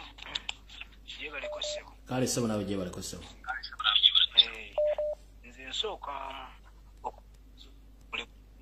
eddoboozi lyonga liri wansi nnyo. Eyakusindikira ku kyasinga okunnuma ku bodaboda abasajja abo benakusilaga nyesiga n'omulala okero abakwatanga pikipiki z'abaana ekira. N'ekira nga bayoola pikipiki abaana babakwatira pikipiki kyokka pikipiki z'abaana ezisinga obungi ziri mu looni bodaboda naye nga bakikozesa kubba baana ssente era nakati Hello? Sebo? Alo, bulamu sebo. Ndi bulungi sebo, lyota sebo.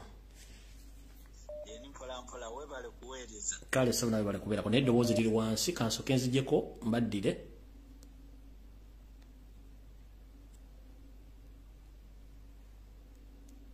Malo okulaba eddoboozi. All right, eddoboozi malo maze oditereza, then you can call back. Hello. Ngalange jebaleko. Kale sebo nawe jebaleko sebo. Tusimanye emperezayo. Amina sebo.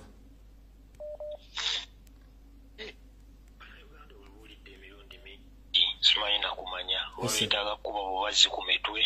Tuzaleetaaga kuba bubazi ku mitwe nga mbizi basooke bategeere by'obagamba. Sebo.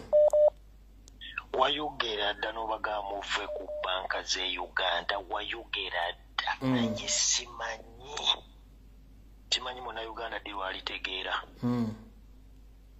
N'obabuulira n'obagamba n'ekiro obuulidde abantu banange mujja abaana mu masomero g'ebisulo banange amata ge bagabira abaana buli kimu Katonda atukuwanga kirabo olabika olina malayika.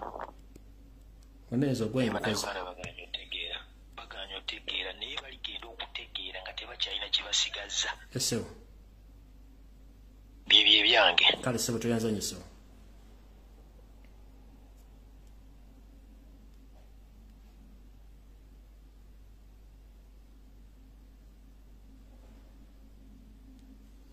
Hello. Hello teacher, we bale tuweereza mukama waffe. Kale nnyabo naawe bali kubeerako. Kale. Kaakati nze mbadde nteesa bwe nti nzijukira mu mwaka gumu n'ekitundu bidi eyo njijjukira oba wagikola mirundi ebiri. Olabula bannayuganda n'obagamba mujje akasente kammwe mu bbanka. Sente zammwe mu bbanka mujje sente zammwe muziteeke mugule ebibanja mugende mu kyalo mulime. Tewali kye wabatabula wabalabula buli kimu. Naye munnange kati batuukeko balabe nti nno ddala byoyogera bituufu.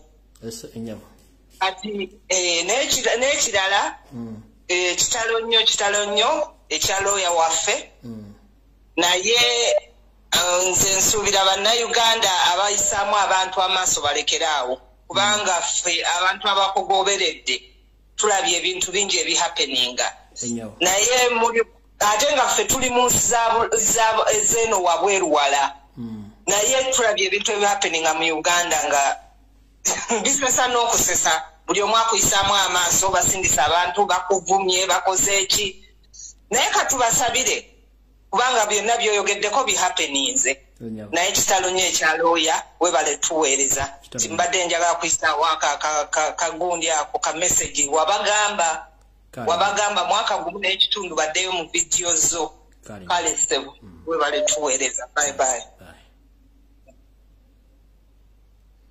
Hello. Teacher Lumbuye jebaleko sebo. Nkale sebo nawe jebaleko sebo. Kale sebo.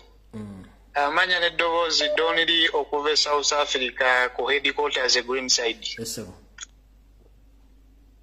Teacher tweyanziza nnyo omulamu ogwaleero naye bannayuganda bakyalina emputu manyi bagamba ow'ebbanga oba otamuwemukira oba ow'empaka akunama ebiri.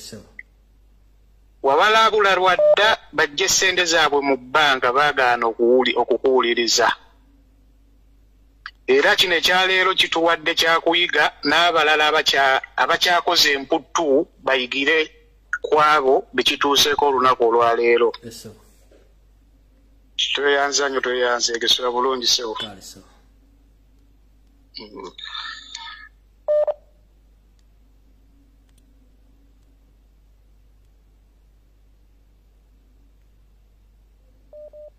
Hello. Hello teacher. Wanji. Jebaleko teacher. Kale nyabo nawe jebaleko. Kale katenze banji bako mu TFCU bank. Naye yali 2020. Ali Saudi. Empereza sente kuba naleka nziguddewo account mmanya gange nga buli kimu ekigikwatako kiri mu manya gange. Naye buli kimu nakirekera sister wange ne mugamba in case of anything ojja kujjangayo sente. naye nasindika sente n'agenda okujjayo kuba nasooka nengezaamu ne ng'akandabo oba bananziba oba biri birungi oba biri bitya kati bwe nateekako sente ne mugamba agenda akole withdraw lwakuba nasooka neteekakako sente ntono nateekako akadde kamu n'emitwalo 2 bwe yagenda okuzijjayo n'atuuka ku ATM n'ateekamu ATM bwe yagiteekamu teyadda n'akebera sente ku akawunti nga tekuli n'ayingira munda mu banka n'ayogera ne bateelazi era bamugamba sente teziriiko zaavudde ku kyokka yava ewaka nga amaze ozikebera nga kweziri naye mukola withdraw kaadi yabuliramu ne sente ne zibula kale toyanza nnyo nyabo kale tica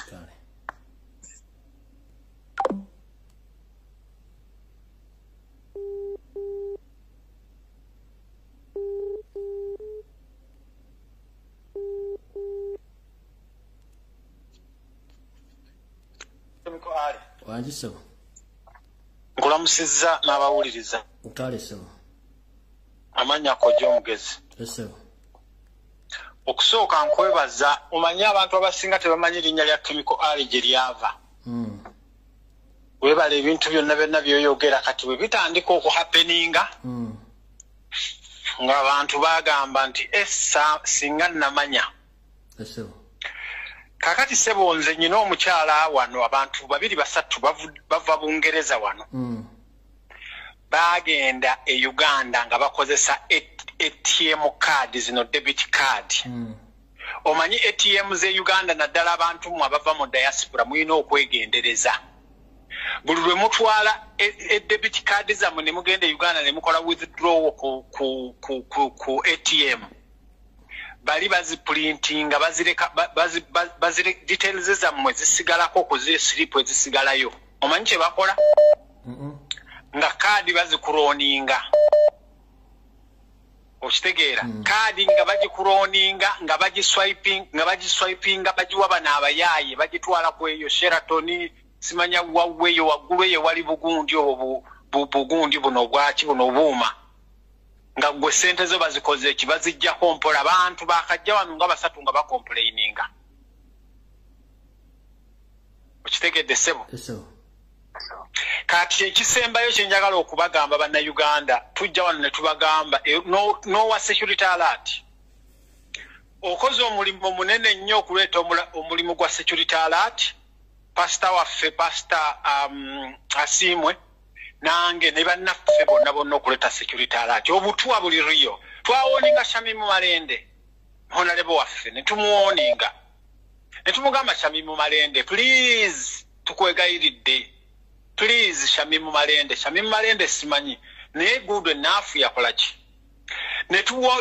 ne tuwoninga kati twawoninze gundi ani Ssenyonyi Joel Ssenyonyi simanyi kiki kyaliko naye tawulira Joel Ssenyonyi twamuwoninze honalebo zaake ye yasobodde okugenda ebweru ali ku under intoxication kubanga buno obutwayo bawa abantu babuwa omuntu ne bulwawo nga bawoninga omugenzi kati afudde kakati obutwa buno bukuvuga ne bukutwala ku cancer level 4 kati nga butwala kabaka kati bwe bukutuusa ku cancer level 4 ne bwokola otya kanso wa America agezezzaako era eno wa America bamugamba munange there is nothing we can do bwana chemical ali n'abatuwuliriza e Uganda list abantu babawereddwa obutwa bayitirivu naye bannange bwe bunaategeera ekibi mwagala nnyo excitement mwagala nnyo okulya mwagala nnyo okunywa mwagala nnyo bannange mwegendereze mwebereremu ate muwulirize nnyo social media eno temulowooza nti chemical ali balina kye bamusasula temulowooza nti pastor Sibo balina kye bamusasula temulowooza nti pato Uganda balina kye bamusasula oba Kojja Omugezi balina kye bamusasula neffe tuyamba mmwe chemical ali wano omusajja yagenda mu mbuzi ekogga baani abamulwanirira twali ebweru nga tulwanirira chemical ali apa ntiro omusajja lwakomawo naye lwalaba batatulyazaamanyiza era akyatuweereza so mbadde mbasaba mwenna abawulira kolo yange eno mutwale ebintu bye tubagamba nti biri serious sebo neyanziza chemical ali kale sawa okwongereza ku nsonga y'omukulu oyo ndi ku social media kuno nsasula bannayuganda ebbanja limwampola nze ng'omuntu maze emyaka ena sikola naye ndi ku social media kuno kubanga nnwanirira mmwe abannwanirira nandibadde okuva mu kkomera nga nti kankiveemu nagamba nedda ebbanja abantu bebampola nirode basasula yensonga lwaki ndi ku social media abanvumye neyanziza mu balinyomo balire ddala naye ng'engeri gy'emmangiwa abantu b'oku nsi kuno bannayuganda yensonga lwaki kwende abambika mujja kumbika abanvuma mujja kunvuma naye nga nsasula bbanja lya bannayuganda lye bampola kati gwaliyo ng'ologootana olwana Lumbuye tolwana nze olwana bannayuganda abampola ebbanja era njadde basasula mpaka kubanga kyekyambeeza ku nsi kuno. Hello. Hello, comrade in the struggle. Chemicali. Yes, sir. Director of studies. Oliotya mukulu. Nkutumidde jeni muganda wange. Nkutumiddeko nnyo. Nange bwente. Aye nze ndikiriza ndogere mu Zoka. Yes, sir. So abawuliza ffe twida kubeera twogere Chemicali ayiye ebintu bingi byawoniza bannayuganda abawuliza. Aye bwe twakoba nti message ya Chemicali eya muganda wa FASP asimwe n'abandi bakojo omugezi abantu bana abolereza abafayo kwa na Uganda ngotere bya politics wabiza bambali aye Chemicali yaza kale Chemicali oyikiriza ndo mukulembeze woni ni Kyagulanyi Sentamu Robert ezezena gwendikiriza aye owoniza abantu bangi ndaba enyale mubena abo kana ono musada Paul Cage the Lion of Mogadishu wamuoninga nibajinu bana abali maji aga Uganda wabawoninga omukulembeze weidino no Jona Nuranga wabawoninga bakizito banga wabawoninga wawoninga kubijambia basigiye bali mwikomera ezaki otakoze aye bana Uganda tubakoba mpassing message eno sharing mu Twitter ku TikTok mu WhatsApp groups mwena mwekole mu mulimo kiri kye mukola baba woninga ku bya bank bakaba abakule abasubuzi muve mu Kampala abawoninga ku bya bank aya abana Uganda batu na kiteteega kukijja mu maiso kantolo mukisa guno okuteesa kwirobozi ya Chemicali okusoka okwebaza kitwebaza Katonda nje akakukumye ngoliwo mulamu era nze nikogera bino ebintu ngezansaswire era irobozi lyange ng'omuna Uganda era nikiriza mu Kyagulanyi Robert Sentamu ni president okumulondo wa Uganda era nikiriza mu mazima nabwenkanya bwano enfulira omukisa platform eno osindiko obubaka bwange kubana Uganda mwena ngafundikira tutidukira abaganda baife abali kufira abali mu makomera tubabande abantu bali tufa ngahone wa Mary nebyo byenje okufundikira webaleno webalirala. Hello. Ebale pan. Kale nyama. Ebale kutuweereza. Kale nyama.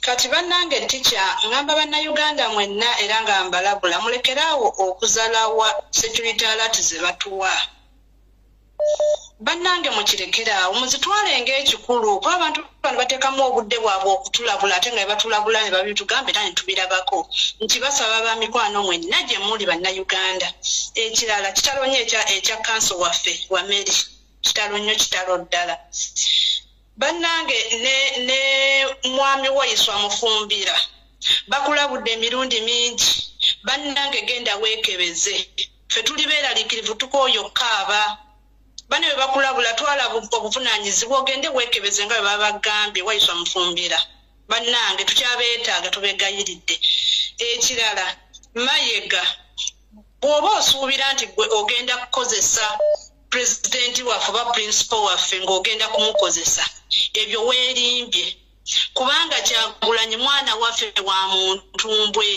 olabika olina kye weerabira Kyagulanyi mwana waffe wa Muntumbwe saawa yonna oyo Kyagulanyi alina okutuula mu ntebe ate Kasajjamu tujja kubazza ewammwe ekyo kyo mukirinde ng'ambagga gw'osuubira nti ogwo obusiraani bwo gw'ogenda okuleeta mukugenda kutufuga muhoozi tagenda kutufuga ekyo kimanye ssaawa yonna mujja kudda ewammwe tica weebale kutuweereza n'abalala kabateeseeko.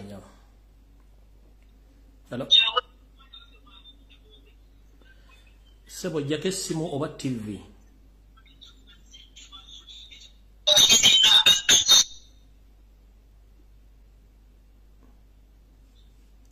Hello. Come on, kulamuseza. Nange bwite sebo. Olambu gamba ki? Olambu lungi mpozi obwosebo. Yebalege emirimu ebale kuweereza ggwanga. Kale sebo nawe bale kubeera kuyita mu bwangu sebo tugende. Kakali tica ekirala kye ndi ku bannayuganda naddala information oba ntono mu bantu nabeddwa okutegeera abantu nga tebawulira kiki bannayuganda bagenda kutegeera batya jjajja tolwana nga bannayuganda omuntu awulidde n'ategeera oyo ajja kuwona abatawulidde bagenda kufa nga biku nkiddamu bentegeezezza ne bawona bawonye abasigadde bajja kufa nga biku bwe weewuunya omuntu omuli mu struggle ng'agamba nti security alert zetuwanfu nga yeetawanga wadde security alert wadde enkoko egenda okubiika naye nga gandi mu struggle nga benjogerako nnyabo bannayuganda nzisyayo bana bannayuganda muganda wange fundikira tugende kakati n'ekirala lwali oba olabyeko ku live ya president ng'ali emubende sigira mbadde neebase ogirenga obadde bebase situle mubende wakutte bantu bonna beeye ku makuba ati kati wange agenda okutuuka Emitiyana polisi nga bumuliko okubeerire baamutegedde yagudde bugwe tuuka Emitiyana wano wonna ng'abantu kisi bali nako oba tebategedde oba kiki bawo mbadde manyi nti wajja kukwata bamulinze at least wadde polisi ali nayo etambula emuliko naye tekisobose ekyo kiwedde mayiga tusaba ave Mengo mu bwangu ekisinga kati tukuba nakyo. Hello. Yes, sebo teacher. Jebale sebo. Kale mukama wange nawe jebale ko sebo. Kale sebo yitambwango tugende sebo. Sebo nsoko okwebaza emirimu gy'okolera eggwanga. Webale nnyo webalire ddala. Bannayuganda tuyina obuzibu. Ebintu ng'ebyo ogenza byogerako ebbanga lyonna lyonna naye nga buli omu alowooza weeyogeza bweyogeza. Naye ekyo kituufu. Tuyina obuzibu obw'amaanyi naye nga bannayuganda basaana kubeera nga tubajjukizanga buli kaseera mukama wange. Sebo oyina akantu ke wayogerako ka surgical operations ne chupa za bia badde nkusabanga obeere nga afazali oba mu wiiki ofunayo olunaku lumu otujjukizeemu kubanga bangi bandiyagadde okumanyanga amawulire ago oba tekiniiki ezo naye nga bangi bambi tebaafuna mukisa ogwo. Kale sebo tujja kiddamu. Kaakati ekirala sebo mukama wange kyekyakatwa kitalo nnyo ekya mukama waffe muganda waffe kitalo nnyo ddala naye nga katwa katambulira ddala mu mbeera naawe gy'otosobola kukkiriza nti nno nti n'abo bennyini abeefuula abamu ku baffe sokompulize nagamba kanso ne muwoninga omuntu omu najja n'agamba mbuwa Lumbuye alimba alete evidence nti bamuwadde obutwa kyokka nga ali mu struggle kati omusajja afudde bonna bakutisa amataba naye nga okirabye mukama wange era naliko ku pulogulaamu eyo okiwulira nze kamwe koogera nze nkugamba nti no nti pulogulaamu zo zonna mbadde nga nziwuliriza ebintu ebyo byonna obyogedde nakati esawa za leero lwakyaliwo abayiika eminyira kati esawa za leero bagamba nti olimba simanya balina ebigambo gamba ebivuma ntula walo mu posti n'obuuza nti kaakati oyo baba nange ki obwongo bulimu ki byagala okukozesa ekigambo ekinene naye oluusi neweewa ekitiibwa n'okireka olide mukama wange kakati mu mbeera eyo yonna eyakatwa waliwo n'abantu betuteeka okuteekako okwegamba essira weewaawo beefuula nti bannaffe bali mu struggle naye abantu abo nga bagenda basemberera emitwe emikulu waliwo abeekubya ebifaananyi babitadde ne mayumba gaabwe balaga nti first lady amuyina yamutungako ebintu ebyo waliwo embeera eyo gye tusaana okwekendeeramu ne luba nga tetugikiriza kubaawo banga mu mbeera eyo yesebo mukama wange neyanza nnyo.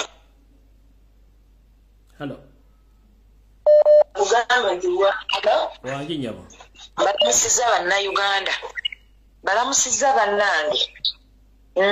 Kulumbuye tukwebaza emirimu gyonna gy'okola okusookera ddala nsooka okugamba nti ekitalo ekya kanso wa meeri banna ekitalo nnyo naye oyogedde ebintu bingi nnyo era otulabudde lwakuba bulabula bambi oba obwongo bwatuba tutya situmanyi kati olaba ekyo kyogambye nti nno owino bagenda gyokya babiyita ebyo nga wobalabaawo basindika meseje ezivuma ezikola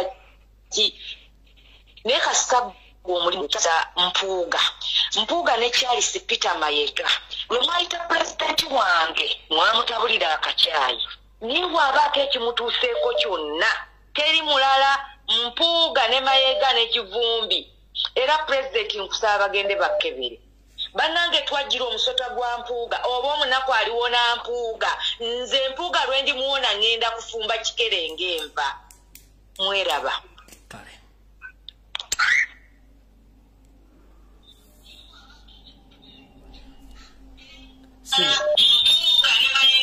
Okuba essimu oyagala okwewuliriza ate n'ebyo ekitimu TV kwe kikuba tekikola makulu muganda wange jjako essimu bajjako TV olyoka oyogere.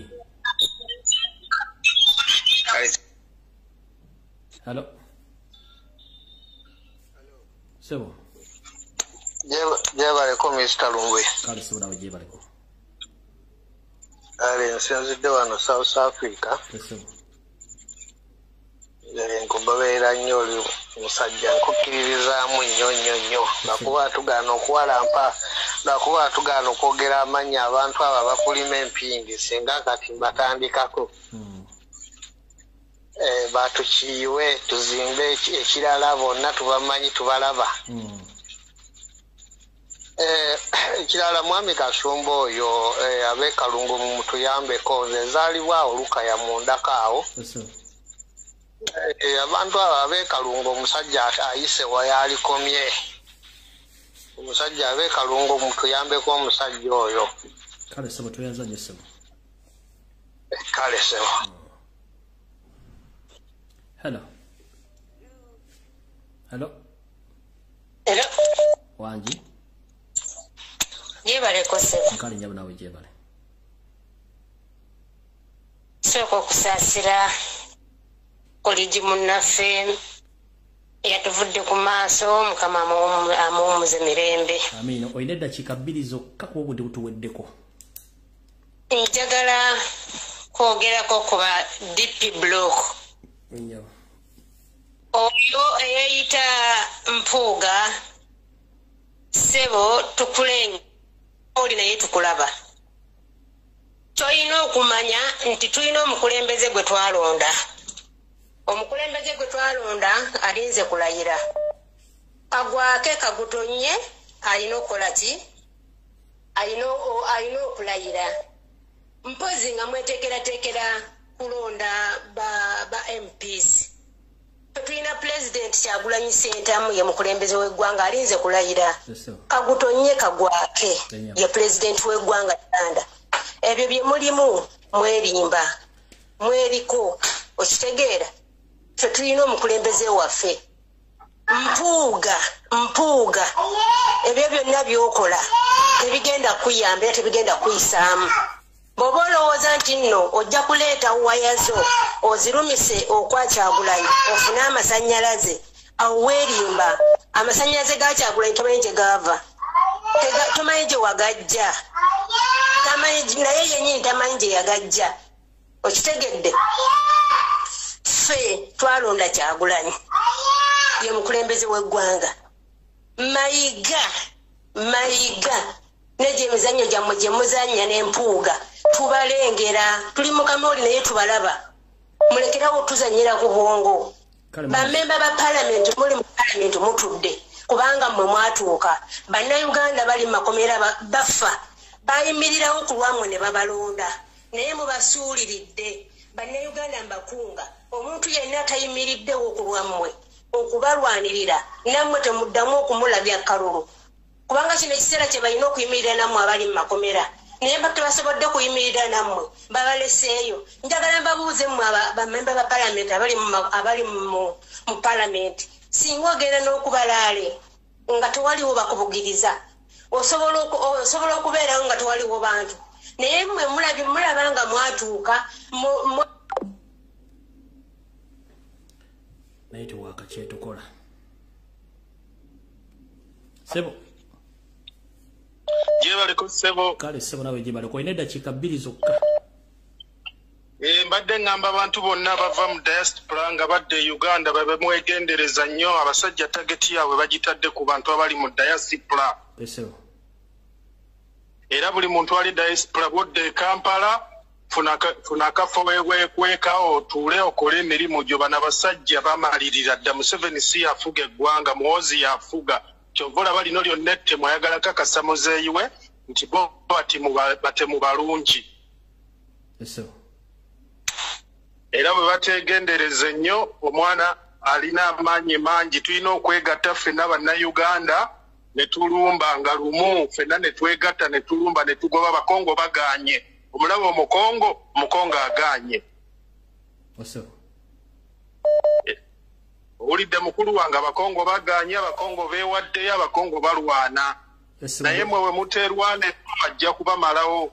Abasiraamu bonna yabaawulawo n'omusajja atudde mu ntebe y'abasiraamu timusiraamu. Kyovola ebintu byonna ababitunze babimalawo. Ate kati gavumenti eri bubi terina ssente, buli kye bakwatako bakirya buli. Ebyo bye byange mukulu wange. Kale tuyanzanye Sebo. Hello. Kale Sebo nawe bali kubeera. Baba kati amanya gange nze bajja basaaga kansooke okutwala omukisa guno okusaasira ennyumba ya Kansuwa Mary. Omukama amumpeera ekiwummulo eky'emirembe ne Katonda agumye abafamire eyo. Naye kyengenda okwogerako ngenda kwogerera obudde butono. Mbadde nsaba omwami oba Honorable Geoffrey Lutaaya ekintu kya Gasumba okumwekiikamu takitwalanga kyakuzannya, kubanga Gasumba ye bamuteekawo singa wabaawo embeera eyo akola ekintu kimu nga bajja ne bakuwamba ne bakutwala ne bakubuzaawo. Bakubuzaawo bakujja bakuleeta mu kkooti, Gasumba ng'ajjanga alaga nti nno, era nga bwe kyali ku muganda waffe Jakana Nadduli, kubanga Gasumba ye obutwala bumuwera mu kkomera. Bino byajja mu kkooti okwogera nti nno nti simanya abadde ayawulayawula mu bantu ayagala abavandi be batuteme byonna. Era byonna statement yagenda okufuluma yonna nga Gasumba yasaani Jakana Nadduli. Kati muganda wange Geoffrey Lutaaya yali badde abeera mwegendereza nnyo, kubanga bakifeesi bagenda mumuyoola omulundi gumu bamukube munda, bamala omumukuba munda ffe tubeere nga tumubanja agende okuvaayo ng'alwadde. Okulwala kwe kufa kwe. Gasumba mutemu nnyo. Gasumba abantu abatta bangi bagenda okutta, bangi bakyatta.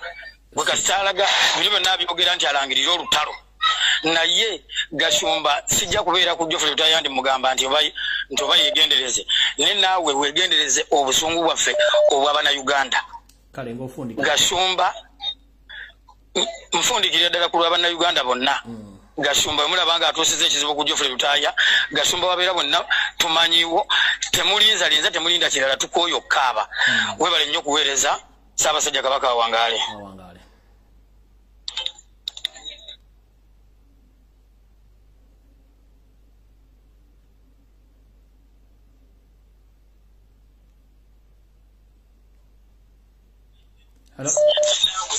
Kulamusiza teacher.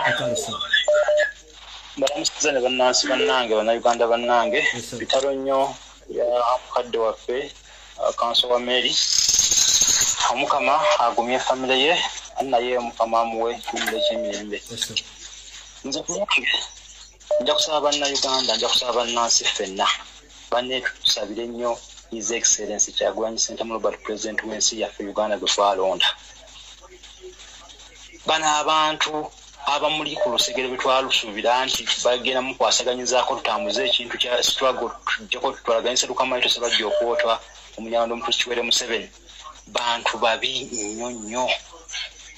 ekintu ekyakoleddwa omukulu oyo Mpuuga nze nkyebuuza nti omuntu ddala Mpuuga Munnayuganda bannange essaawa eno ebintu ebigenda balasibe batukolako waliwo ekintu omuntu kyakola ne weebuuza nti ddala omuntu oyo omu ku ffe oba banne tusabirization Kyagulanyi Ssentamu Robert tumusabire tumuteeke nnyo. Njagala okwebaza abantu b'e Mubende abalaze omukwano pulezidenti waffe wabadde akyalidde kuwemu ku famire ye abamulwanyi munnaffe abatemu bano abatujju abakulembeze Lukamawito Omunyalanda Omutuusi Kyewere Museveni obadde olirayo obulamu bwe naye bannayuganda tugume tuweeyo obulamu bwaffe tulumbe street tusaleko enguudo za Uganda nga tuyimba ekintu kimu Nsero Lukamawito Sewajja okwota Omunyalanda Omutuusi Museveni ne famire ye bakomererwe bano abantu kale munnaye.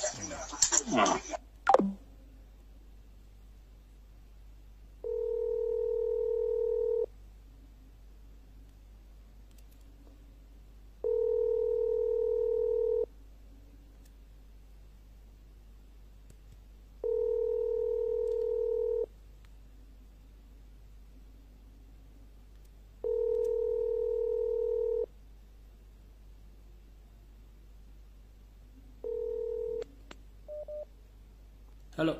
Hello, Mr. Lumbuye. Wanji. Njebale sebo okuweereza. Njebale. Usigaze dakika 2 zokka. Bana yenga kale. Webale okuweereza nze kyembadde njogerako. Kyembadde njogerako ekikulu ennyo abantu bonna abeetoolodde Kyagulanyi. Why don't we get some people to help us ne babeera nekwekyo neyemengo nga tebasobola kukkiriza oyo omusajja Kanyarugaba okuyinnyayo. Ekyokubiri lwaki oyo abasajja totuyamba n'okwatako n'oyo omukazi Sseruwungu oyo Patricia manyi temwagala byogerako ate oyo ye Pastor Simwe bambi muntu mulamu engeri gy'abyogerako bya mpolampola y'omuntu kubamu abisabotaginga change ne struggle n'oyo omukazi asaana kuteeka ku butondalo ffe tukooye abantu abatuliramu olukwe nga babeera kirala ne babeera kirala kuba Abannarwanda bonze sikyabategeera kati n'oyo Gashumba wulira byayogera era alinda kati kutta naye yamala jakana kati ayagala kutandika lutaaye abantu betaaga kusanga criminating one by one omusajja ne bwe yagamba kubatematema ye yali asinze babatemeteme butemite kubanga nga bwe wagamba nti oba abantu abamu basaana kufa Buganda ne Uganda efune emirembe. It is the reality. Kale tuyanze nyo. Banange ne kwano. Kale. Hello. Hello.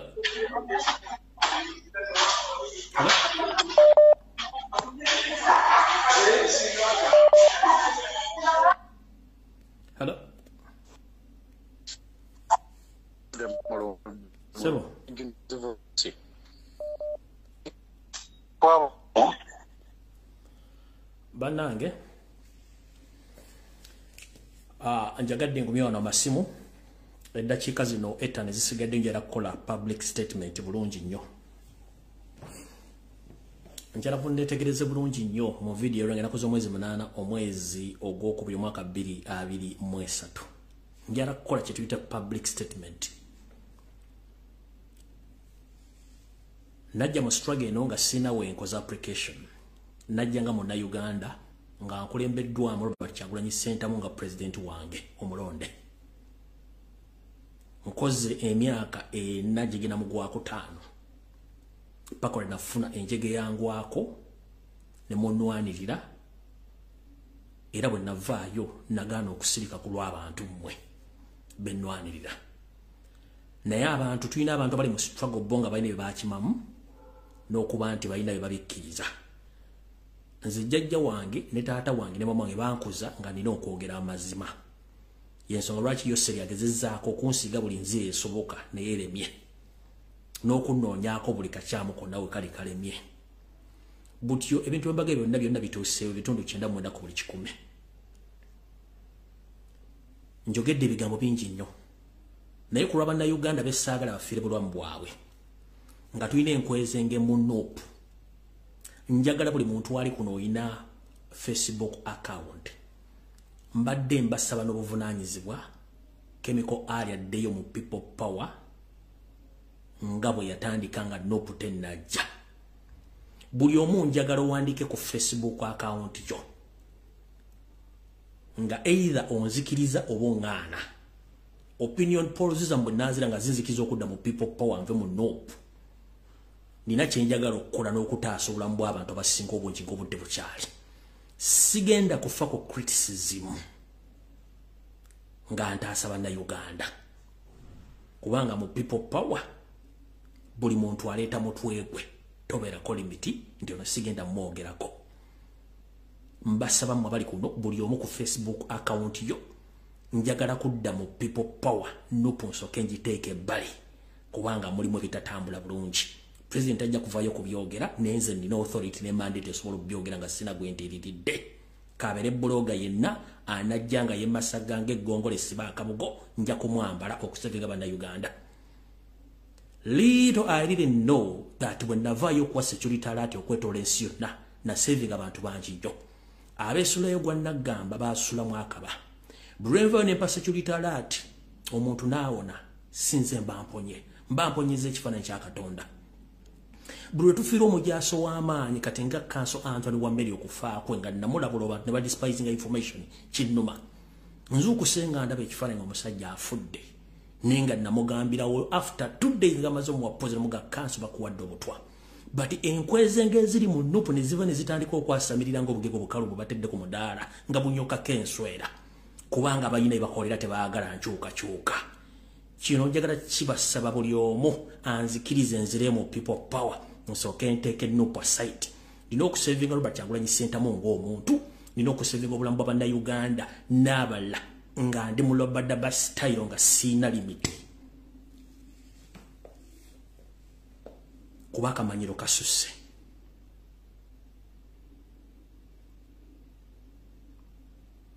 nsaba n'obuwombeefu nzireyo mu people power nopu nsooke njiteeka side kubanga nopu erimu ebitali bituufu sitya kwenganga muntu yenna njagala kuddayo kolegiralite yange ya chemical ali nga ndi mu people power ajja yenna nga nkulabisa nze nga nvaawo nga nsevinga abantu abalala tukooyo okukola lip tukooyo okuziika abantu ng'abakolera ejjimba tulimu mbasaba n'obuwombeefu bwe tuba bakutaasa bannayuganda banaasigalawo tukooyo okufiirwa abantu ababuvunaanyizibwa omusajja Anthony Wameli yava Uganda najja wano ku luwange gwatasinkanangako omuntu omu namukubira essimu n'amugamba kanso kumawo naye ng'ali mu nopu ng'ayagala nsigale mu kkomero banfiireyo nkunyingi muwadde n'asigalawo musajja bamusse naye nga namugamba ng'amaze omumuga kanso genda weekebeze kansa agenze n'abalala Shami Mumalenda ali mu mbeera etategerekeka nga ne baamuwa butwa naye nga tujja twogereza nga nti obutate buliyo biki ani ambotiisatiisa abantu kubanga ye tebannakwata kuwe kubanga yo state eyagala kuteekawo kintu erage nti abantu ekimbeera teriiwo naye ng'ate embeera weeri babasasula kukola ekyo njagala nzire mu people power noponsoke njiteeke side okutaasa Kyagulanyi n'okutaasa struggle n'okutaasa bannayuganda kubanga mwanjiirawo omubiri nga siriiwo kyensaba buli anajja ngenda mwambala nga bwajja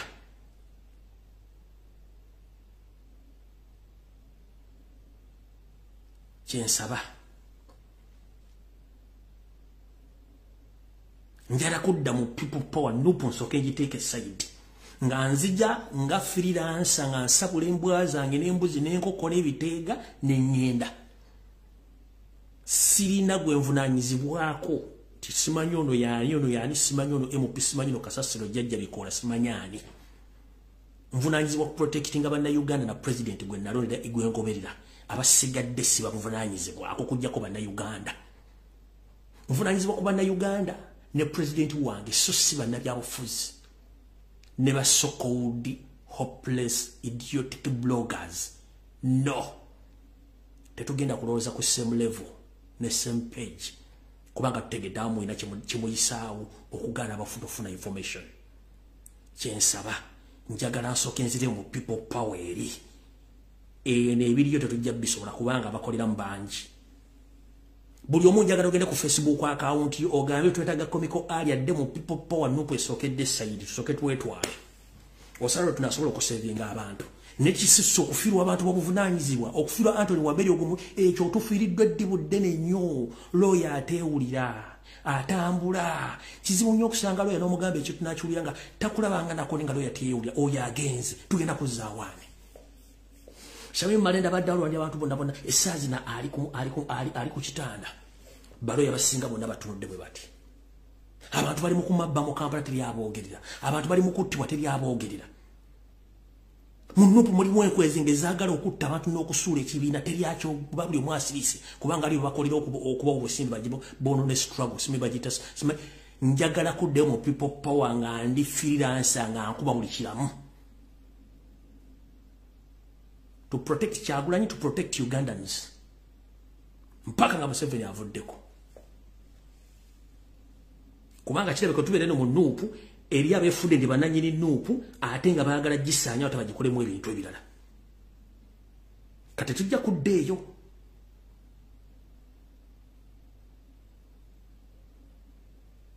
njakadde bagamba publicly kubanga ndiredde okwambalagana n'embwa yonna embizi yonna ezitandise okwefula nti zezimanyi nga tezimanyi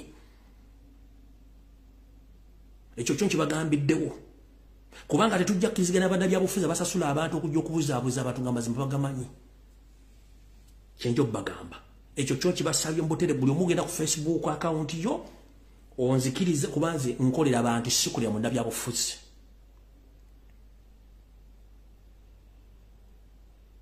nkiddamu nkolera abantu sikulira munnabyabufuzi kubanga najja ne bagamba ndi mu struggle okuba sina kifo kyenjagala mwali muzanyiriza okwagala okwesimbawo sina kirowoozo kyonna kyakwesimbawo sina kirowoozo kya ofiisi yonna nwanirira munnayuganda gwe simanyiiko ye nga mmanyi gwe soogerangako ye ng'ayogera nange kubanga njala sevinga bulamu bwo nakusevinga ggwanga lyange n'abatasobola kweyogerera kyekyandeta ku social media